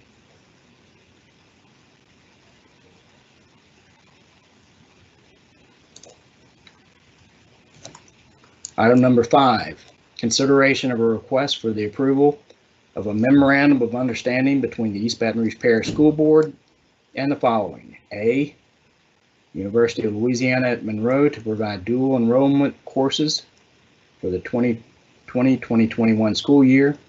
B, Southern University to provide dual enrollment courses for the 2020-2021 school year. C, BRCC to provide dual enrollment courses for the 2020-2021 school year. And D, Southeastern Louisiana University to provide dual enrollment courses for the 2020-21 school year. And E, LSU to provide dual enrollment courses for the 2020-21 school year. Funding source is the Supplemental Course Academy. Item number 6, consideration of a request for the approval of the renewal of the agreement between the East Baton Rouge Parish School Board and Oshner Clinic Foundation in the amount of $60,000 to provide athletic training services. Item number 7, consideration of a request for the approval of a memorandum of understanding between the East Baton Rouge Parish School Board, lead agency, and select center partners via the following grants. A, preschool development grant for the expansion of the 3-year-old program with a per pupil allocation of $5,780.04, not to exceed $450,843.12. B, LA4, Cecil J. Picard grant to participate in the annual pre-K4 program with a per pupil allocation of $4,580, not to exceed $458,000. Item number 8, consideration of a request for the approval of the following school board policies, policy revisions, and related matters. JAAA Title 9 Grievance Procedures, JCEA Student Sexual Misconduct, GAMC Investigations, GAEAA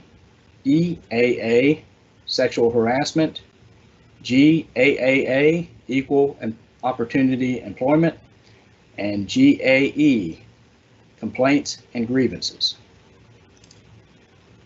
Item number 9, consideration of a request for the approval of a contract between the East Baton Rouge Parish School Board and the following. A, HCS Baton Rouge DBA Helix Aviation School Operators. B, HCS Baton Rouge DBA Mentorship Legal Academy Operators. Item number 10, consideration of a request for the approval of the Student Rights and Responsibilities Handbook and Discipline Policy for the 2020-2021 school year for the East Baton Rouge Parish School System with noted changes. That concludes the consent agenda, and I move that it be approved. Thank you. Before we move on, Mr. Shamlin has requested to address an item on the consent agenda. Mr. Shamlin. Yes, thank you, President Goday. Mr. Blue, you did an excellent job reading those many items into the record. You do need to go back and indicate that these previous items are considered to be routine and will be enacted with one motion. I think you might have missed that in reading. My board secretary caught it as well. But just to be sure we're covered that this is one routine item that'll be enacted with one motion. If you could read that statement into the record, that would be great. If you don't have it available, I have it. You're on mute, Mr. Ballou.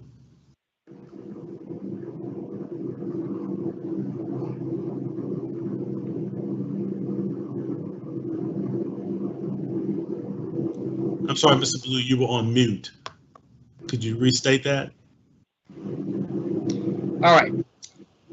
The following items are to be considered to be routine and will be enacted with one motion. There will be no separate discussion of items unless a board member so requests, in which event the item will be removed from the consent agenda and considered as an item on the regular agenda for a separate vote preceding the last item on the regular agenda. I think that covers it. Thank you, Mr. Okay. Yes. All right, Thank you, Mr. Ballou. And I have the request to speak. I request to pull item 6, so I may recuse myself. Ms. Ware Jackson, you have a request to speak. Yeah, I'll second that motion. And I'd also like Mr. Shamlin to just review the changes with those policies. Or Okay, the additions. So would you like yes. to pull the policy? Would you like to pull the policy one?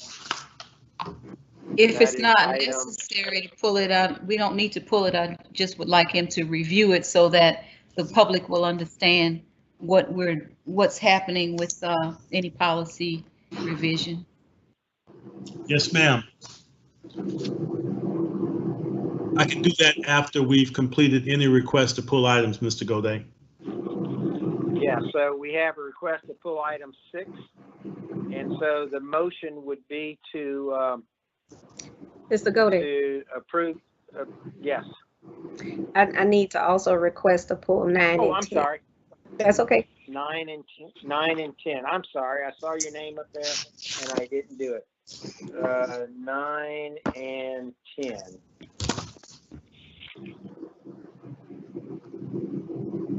Okay, so that handles Miss Ware Jackson's. My apologies, Miss Collins. I That's saw okay. your name up there and forgot. So the consent agenda up for approval is the consent agenda minus items 6, 9, and 10. So, Mr. Blue, I assume you make the motion? He made Yes. the motion and Ms. Ware Jackson, I think, seconded. Okay, so we have a motion and a second. So do we have any comments on the consent agenda minus 6, 9, and 10?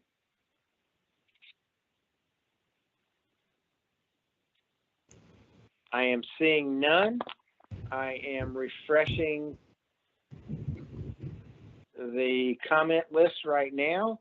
There are no public comments on these items. So we'll go back to the board. Seeing none, Madam Secretary, would you please conduct the vote? Mr. Godey, do you want me to address those policy questions briefly prior to a vote or after? Well, that item has been pulled, so Okay. it will come up. It will come up anyway. Okay. I think Please. that it has been. Yes, sir, that's the item that was pulled. Okay. Well, Please there's vote. yeah, 9 and number 8, Ms. Jackson. Was your comments on item 8 or item 10? Item 8. Item 8 was not Okay. pulled. Yes, item No. 8 Not is pulled. So go ahead, please, Mr. Shamlin. okay. In response to Ms. Ware Jackson's questions on policy changes, these are all related to changes at the federal level. Essentially, we're dealing with Title VII, employee sexual harassment, Title IX, sexual harassment, and sexually related student misconduct. The previous student sexual harassment policy has been revised and retitled as sexually related student misconduct, and a new comprehensive Title IX sexual harassment policy has been developed. This new policy provides a number of things. Among those things, required policy notice that the school board does not discriminate on the basis of sex in its education programs or activities, and that it operates in its response to actual knowledge of sexual harassment shall be prompt and not deliberately indifferent. It provides for new definitions for the appointment of a Title IX coordinator, which we already have in place. It also provides for the required response to actual knowledge of sexual harassment events and incidences, including developing supportive measures for both victim and accused, investigatory procedures and grievance procedures, requires certain record-keeping provisions to meet requirements, the new requirements on the Title IX sexual harassment documents that must be maintained for a minimum period of 7 years. And also there are new retaliation and confidentiality provisions, basically provisions prohibiting retaliation as required by the regulations. Because Title IX sexual harassment is now addressed separately, the employee sexual harassment policy has also been revised to limit its scope to prohibitions contained in Title VII of the Civil Rights Act of 1964. We're also revising policies related to equal employment opportunity, non-Title IX complaints and grievances, and investigations to reflect that all Title IX sexual harassment complaints are to be addressed under Title IX sexual harassment policies and procedures. And we will be bringing training to the district staff in the coming month to address these changes, and also reviewing protocols to make sure our practices are aligned with policy and law. Thank you, Mr. Shamlin. You're welcome. Okay. Thank you. Are there any other discussion items on the consent agenda?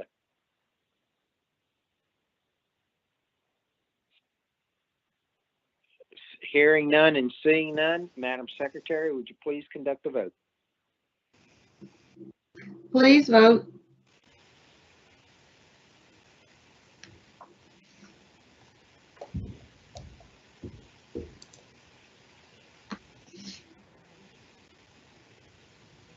Ms. Collins, give me a second to fix this so you can vote. Guys, I'm gonna have to cancel this vote. Give me 1 second.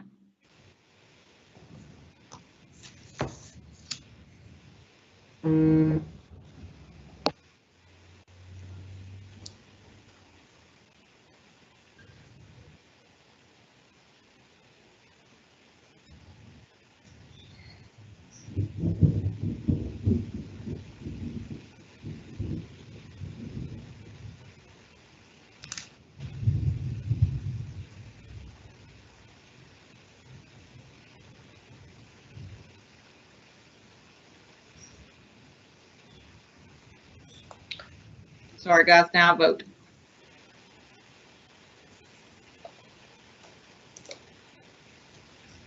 Mr. Blue, Yes. Mr. Lannis, Yay. Mr. Howard, Yes. Ms. Collins, Yay. Ms. Ware Jackson, Yes. Ms. Dyson, Yes. Mr. Gode, Yes. Ms. Bernard, Yes. Mr. Tatman,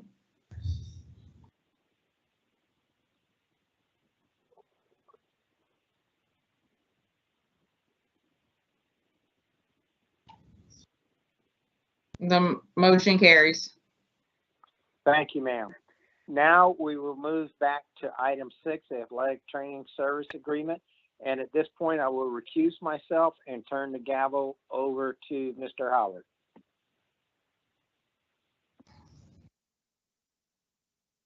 Thank you, Mr. Gode.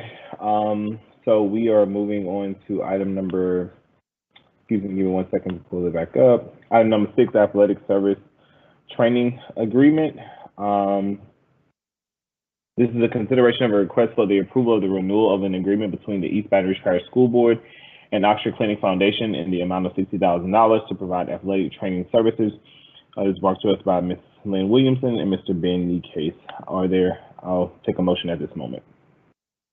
And I can't see everyone, so if you could put your motion in the chat box, that would be awesome and helpful if you would like to make a motion.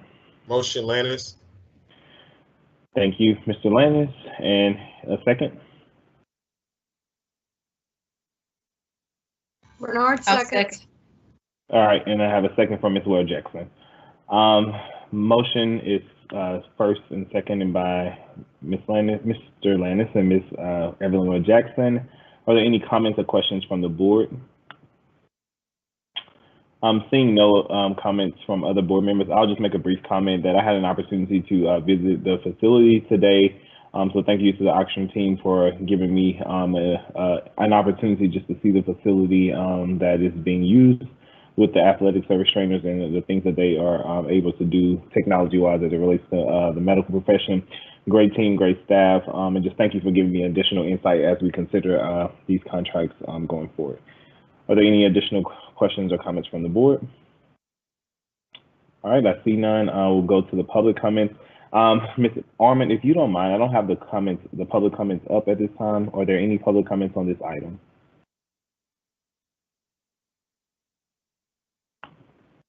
Yes, sir. All right, give me 1 second.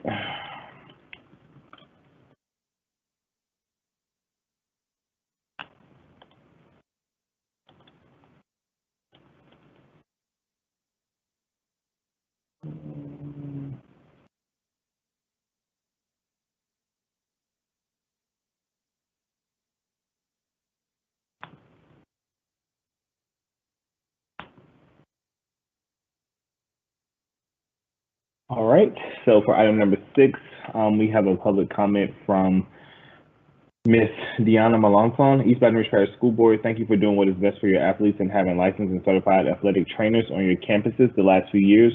With the athletics starting to pick up, it is now more crucial than ever to have committed, passionate local care for your student athletes. As the BROC Foundation launched last year, we saw gaps in the systems taking care of kids in our greater Baton Rouge area and have worked diligently to not only provide life balance to those that care for the student athletes, but also provide a level of care that is second to none. We have direct access to orthopedics in every corner of every parish 7 days a week. Physicians, sideline coverage from the same docs who stand on LSU, Southerns, and the same sidelines. And we are passionate about education for our coaches and parents. VROC and OL want to provide the best care for all the high schools, including the one already staffed with an athletic trainer.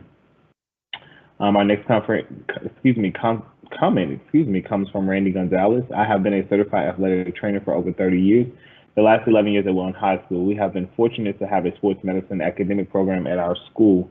This program has provided an educational component to our athletes that are not received at other schools. The second aspect of our program is the care that I provide our students under the direction of our team physician. I'm not able to perform any duties of care and rehabilitation without his supervision. We have been fortunate to have a physician on our sidelines for our home football events. I would strongly urge the board to continue and expand athletic medical coverage to the point that we have certified training at each high school. The idea of having a certified athletic trainer in our middle school would also be advantageous. Coaches can coach, and I can provide, and I will provide medical care daily. Take a short trip to the Ascension Parish to take a look at their programs and duplicate them. That concludes our public comments for that agenda item. We will move back to the board. Are there any additional questions or comments from the board?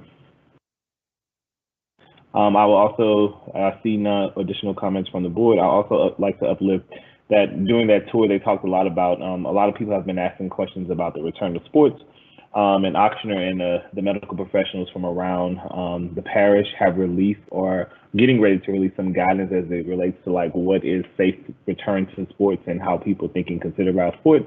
So I think everyone should be on the lookout for that guidance just so you can consider and have that conversation as it relates to what's happening with athletics, as I know a lot of people are concerned with that.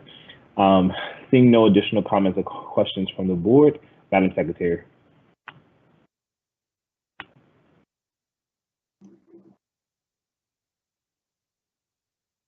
We're trying to fix one problem. 1 second, Mr. Howard. Thank you, Ms. Almer.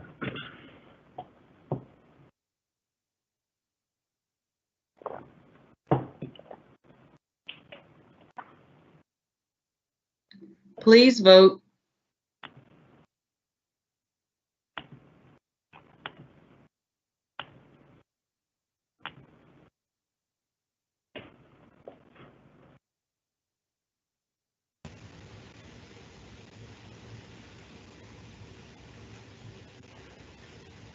Mr. Blue? Yes. Mr. Lannis? Yay. Mr. Howard? Yes. Ms. Collins? Yay. Ms. Ware Jackson? Yes. Ms. Dyson? Yes. Can you mark your button, Ms. Dyson? Yes. Ms. Bernard? No.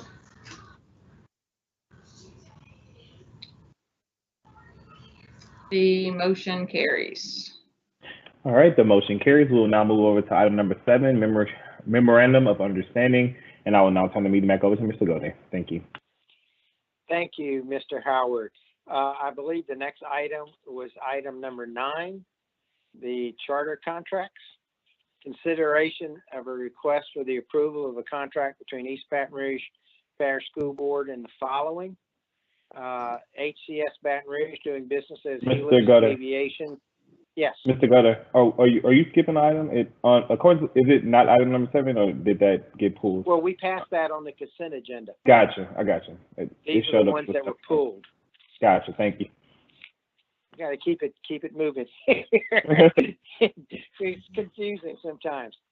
So I'll start over. Item number 9, consideration of request for the approval of contract between East Baton Rouge Parish School Board and the following. A, HCS Baton Rouge doing business as Helix Aviation School Operators, and B, HCS Baton Rouge doing business as Mentorship Legal Academy Operators. Do I have a motion? So moved. Motion by Mr. Howard. Was that Mr. Howard I heard? Yes, sir. And a second by Mr. Ballou. Ms. Collins. I was just about to text. I want to hold on to my request to speak until after public comment. Thank you, ma'am. Thank you. Are there any other board members wishing to speak on item number 9?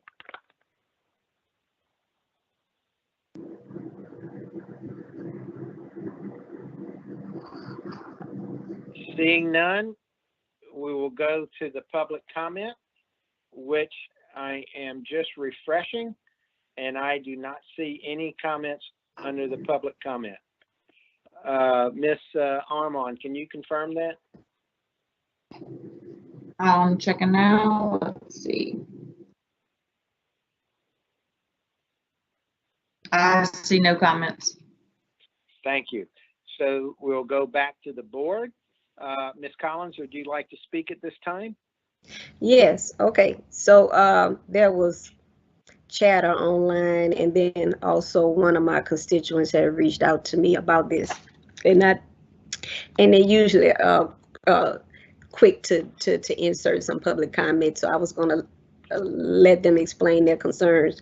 They sent the email. Our legal counsel had responded to the concerns addressed in the email, and because there was chatter online, and I know that charter school issues can be contentious, if our legal counsel could go ahead and address, it will be real brief, address the concerns that were lifted up about this contract. All right, Ms. Collins, would you like me, there were about 5 questions presented. You want me to address each one of those? 3 through 5, I think, is the most pertinent, based on, because the constituent had called me directly, and from what I gathered from the conversation, 3 through 5 was the ones that were most pressing. Sure. The first question raised had to do with provision 5.1.1, which deals with the initial term of the charter. The assertion was that the provision was vague in some way. I restated the provision to Ms. Collins, who I believe forwarded it to the constituent. I indicated clearly the intent of the provision. It's my belief it's been drafted clearly, clear enough to be understood by any reader who wants to read it and delve into it. But basically, it sets the initial term of the school at 4 years, subject to a review after its 3rd year of operation and a potential 5th year. So its initial term to be a maximum of 5 years if the school is meeting all of the requirements of our policy. That was the first. On that particular one, I'm sorry. The constituent had an understanding that we were adding more time to what was previously agreed upon. Can you clarify that? Yeah, I'm not certain where the constituent got that interpretation, but our policy and this contract, as with all of our charter contracts, sets an initial term of 5 years, 4 years with a potential additional year, 5th year, should they meet all the requirements of operation after their 3rd year. So our staff reviews the operation of the school. If they're meeting the requirements that we've set in policy and operationally in other ways, they're granted a 5th year to operate. So the initial term of the school is 5 years per the contract and per our policy. And for clarity, contingent upon the results of a review conducted after the completion of the 3rd year of operation. That review to be conducted is based on existing charter, existing charter policy. That's correct. So that the nature of the review, etc., is not in question. That's correct. Okay. Okay. I believe the second question had to do with charter with, well, I didn't really understand the second question, to be honest. It had to do with identical charter boards and other charter schools. I wasn't certain where the constituent was going with the question. My conclusion was that the assertion had nothing to do with the contracts that we're putting forward for approval. This board has been very intentional with asking me to make sure that we bring contracts back to the board for approval for all charter schools that you guys have authorized, and that's what we're doing. This is the 3rd contract brought back to you as required by policy, but also as requested by the board. So I believe it's my recommendation that it's in the best legal and business interest of the board to go ahead and approve these charters. these charter contracts so that the relationship between the board and the charter operator is clear and is laid out. And so wasn't sure about the second concern. The third concern had to do with the absence of the charter management operational agreement, which is Appendix B, I believe, of the contract. We've not received a copy of that as of the request. However, my response was that the CMO, the agreement with the CMO, has no impact on the terms of our contract with the charter operator. I began, when we drafted these new contracts, I began to request the potential of basically adding CMO agreements to the contract merely for reference. Should we ever need to know who what the details of the agreement is between the charter operator and the charter management organization, we would have it at our fingertips. It's not a requirement for the contract to move forward.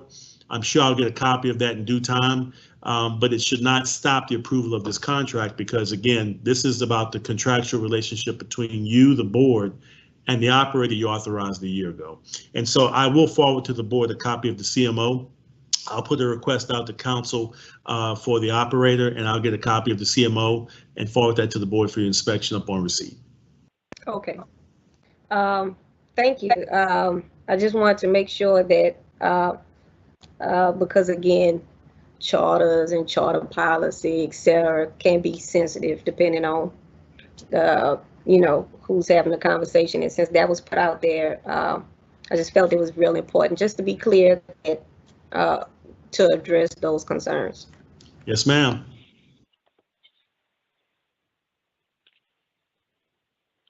Mr. Lannis, is this, I'm sorry, you're not up, my bad.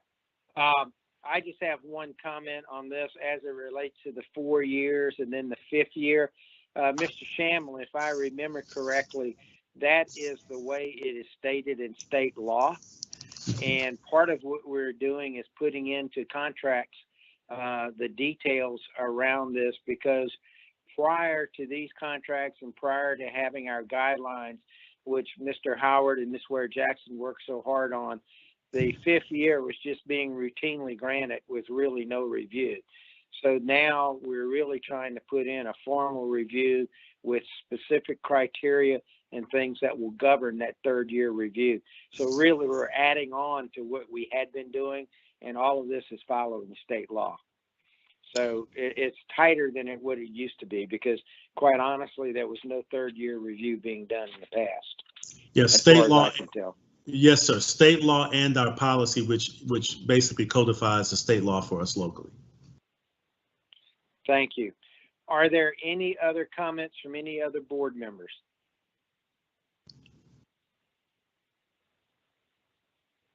Seeing none, Madam Secretary. Please vote.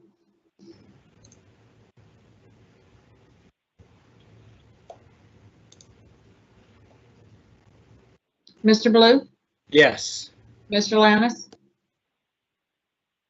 Yay. Mr. Howard? Yes. Ms. Collins? Yay. Ms. Ware Jackson? Yes. Ms. Dyson? Yes. Mr. Gode? Yes. Ms. Bernard? Yes. Working for Clay Ketchum. The motion carries. Thank you. Now we will move on to item 10. Consideration and request for the approval of the Student Rights and Responsibilities Handbook and Discipline Policy for the 2020-2021 school year for the East Baton Rouge Parish School System with noted changes. Do I have a motion?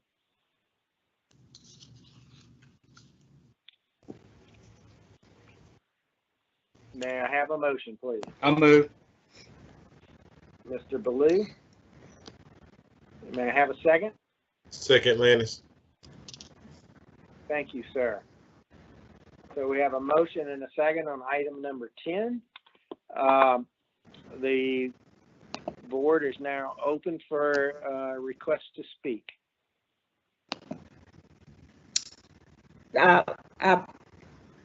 You see me, Mike? Ms. Collins, yes, go ahead.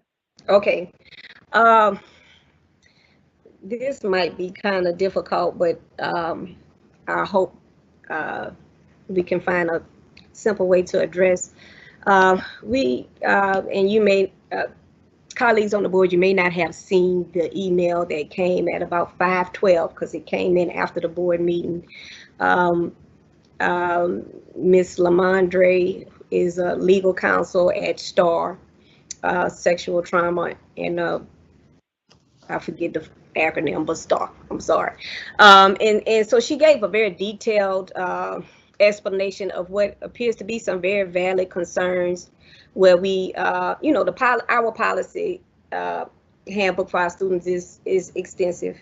And so she lifted up some very valid concerns because of the time that he came in. Of course, it couldn't be addressed before the meeting, and I'm hopeful that at least this particular piece dealing with child abuse and reporting of child abuse. I don't know if it would, if the board would be amenable to passing the handbook minus that piece so that that can be addressed, or maybe deferring the policy. I know we've gone through the committee of the whole, and this is the regular meeting, but this is this constituent's first time reaching out to us to address policy, and so I'm going to offer a substitute motion, if that's amenable to the board, to pass the policy with the correction, with the amendments already in place, minus the policy on reporting of child abuse. Because the concerns that were lifted up was that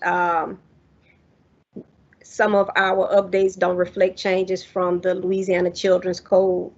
And so that seems significant. And there are several others, but I'm just lifting up that just so my colleagues on the board can be aware of why I'm trying to see if we could work on this. I don't want to delay the whole student handbook, but is there a way, or is there any other way that these issues can be addressed without overcomplicating tonight's vote, but not waiting until way next year? Yeah, I'd like to speak to that, Mr. Goday, if you're okay with that. Yes, please. All right, I have some concerns with, I am not calling into doubt the constituents' questions. Mm-hmm. I want to remind everyone that these revisions have been vetted by me, by external counsel, and by a number of other sources to match recent changes in student sexual harassment, which I believe is part of the issue here. Okay. We are required to enact, we've already enacted policy, but we are required to then enact protocols that match policy. The student handbook is part of that protocol, right? Mm-hmm. And so it's my recommendation that we enact it as drafted and then review it for potential amendments a month from now or 2 months from now for a number of reasons. Number one, we have to have in place student practices and protocols and rules because we have kids now back in school virtually. And one of the things that this manual does is it applies our discipline policies across the board to virtual school, virtual classrooms, and virtual learning environments. That's important to have in place something for students and parents to have an expectation. That's number one. And number two, I would need to vet and really read the recommendations by the constituent to make sure it aligns with the law, because there may be some confusion, or there may even be some conflict between what we're being told to adopt from a federal level basis versus what our state law has in place. That may be beyond what we can resolve in our student manual. We may be able to resolve that with some of our practices and with our investigatory procedures, et cetera, and our training to staff. So I want to be careful about not pushing the book ahead because our administrators, our teachers, we really need this in place. We need to be able to disseminate this to parents Monday of next week. digitally so we can have in place a foundation for rules, for discipline, for expectations, et cetera. Does that make sense? Okay, and it's nothing prohibits us from, meeting with the constituent, clarifying whether confusion and or what have you is, and if any amendments need to be made, that can be presented at the next meeting. Certainly, I would be glad to meet with the constituent, talk it over, but I also have to vet that other sources to make sure that we're aligned with the law. Yeah, and she is an attorney. Yes. But you have to do your due diligence, of course, as you said, and cover us. So, all right. So then I won't offer a substitute motion. I see a reasonable way to move forward without holding up everything. Thank you. Thank you, Ms. Collins. Is there anyone else who would desire to speak? Seeing none, I will now go to the public comments, and we have two. We have three. First is from Dina Babcock. This review committee is a farce at best. Several members have dual relationships with the district. A democratic, transparent, and representative committee needs to be established. Oversight committee should not just be rubber stamps. Next, we have a comment from Morgan Lamondre, who I think we were just discussing. Hi, I'm Morgan Lamondre, if I'm pronouncing that correctly, an attorney at the Sexual Trauma Awareness and Response and the mother of an EBR public school elementary students. I sense some concerns about outdating and confusing components of the policy related to child abuse and neglect to the board via email. In the email, I detailed many of the issues which I had, which are too many to list here.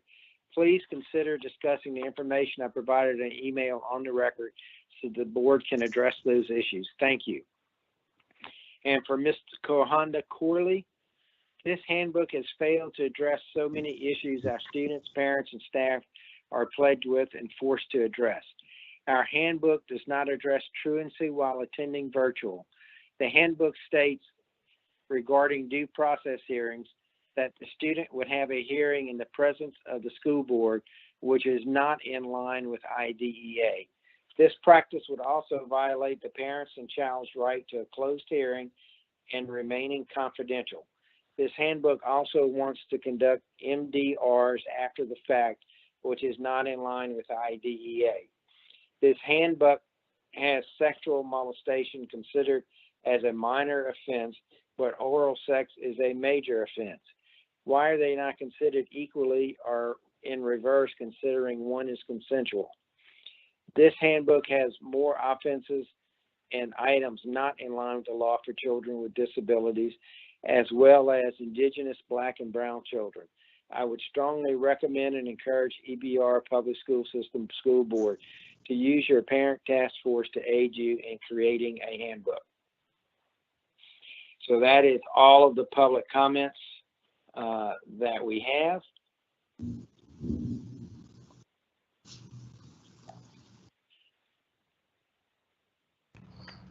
Thank you. Ms. Ware-Jackson. Thank you, Mr. Gode.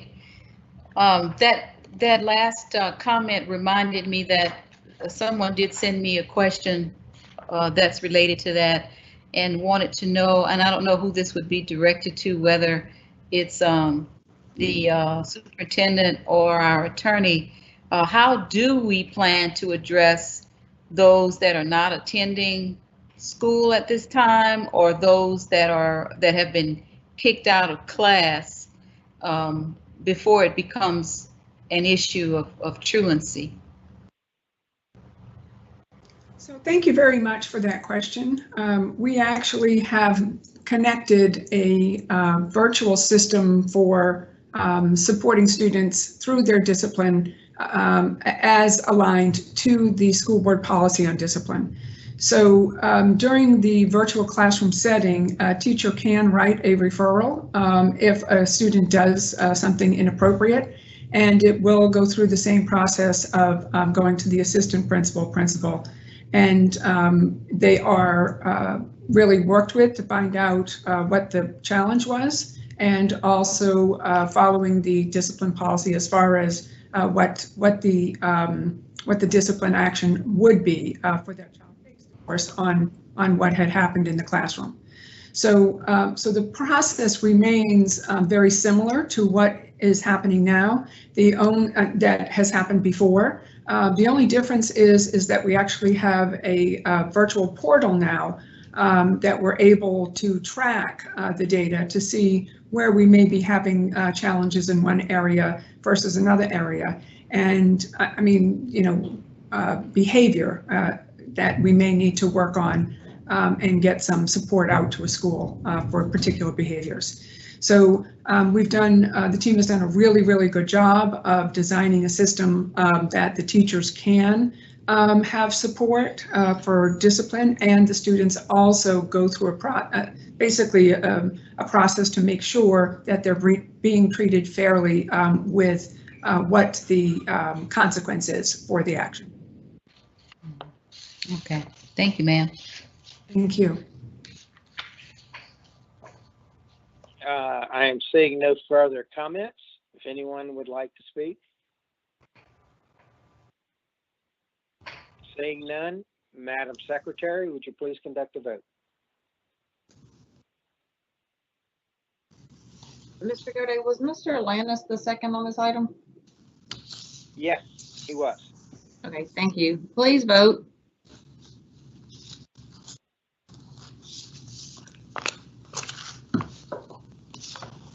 Mr. Blue? Yes. Mr. Landis? Yay. Mr. Howard? Yes. Ms. Collins? Yay. Ms. Ware Jackson? Yes. Ms. Dyson? Yes. Mr. Gode? Yes. Ms. Bernard? Ms. Bernard? Forensic evidence left behind. Yes. The motion carries. Thank you. And at this point, I just want to add a comment. A public comment came on a prior item from Dr. Carrie Widener. I apologize, Mr. Weiner, but the timestamp on that comment is 7:15 on my computer. I don't know exactly when you put it in, but it was received here at 7:15, which was after that item had been addressed. So I apologize for that, sir. Now we move on to item H1, Children's Charter Surrender. Consideration of a request to accept the surrender of a charter by the Children's Charter School Board. Do I have a motion?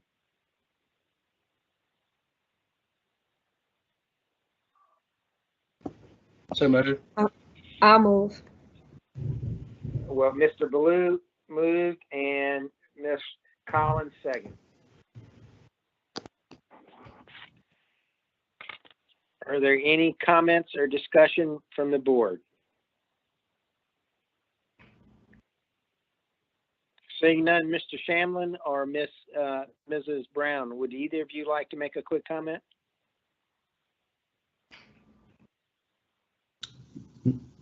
Mrs. Brown. Yeah. Okay, thank you. Thank you.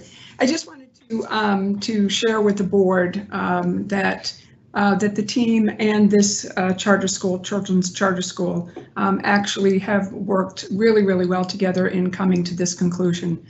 This is one of the first charter schools that opened in the city of Baton Rouge, and the enrollment was low, and our team continued to work with this charter school in supporting as well as going through a closure, the surrender process with them.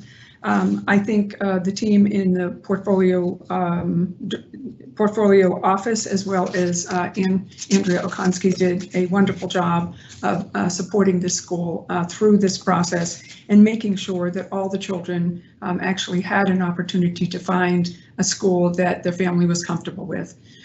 So we did send some backup data just so that the board would know the really incredible process that we worked with the school to try and find the best solution for the school as well as for the children. So thank you. Thank you, Mrs. Brown. We have no comments on this item from the public, so we will go back to the board. Is any comments from the board? Seeing none, Madam Secretary? Please vote.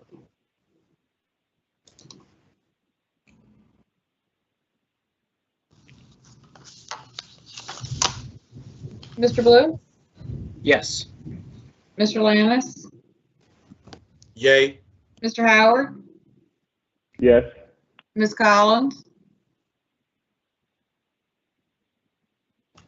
Yay. Ms. Ware Jackson? Yes. Ms. Dyson? Yes. Mr. Gode? Yes. Ms. Bernard? Yes. The motion carries. Thank you. Next, we'll have the announcements of meetings. Mr. Lannis? Yes, sir. Thank you, Mr. President. Gode, 1 second. All right, announcement of meetings. Committee of the whole meeting to be held on September 3rd, 2020 at 5 p.m. location to be determined. Regular board meeting to be held on September 17th, 2020 at 5 p.m. location to be determined. Thank you, Mr. Lannis. Ms. Ware Jackson? Mr. Gode, if I might, I needed to just say that I got a message from Taylor Gass just telling us that the resolution that I had spoken about earlier is also, added to the board webpage, and it's right under the guiding principles. I mentioned that they should go and look at board docs, but they can find that resolution on our webpage right under the guiding principles. Thank you very much for that information. Ms. Ware Jackson, it is still up on, I'm sorry, Mr. Gode, it is still up on board docs as well. Okay, great. Thank you. Thank you. Seeing no other business, this meeting is now adjourned.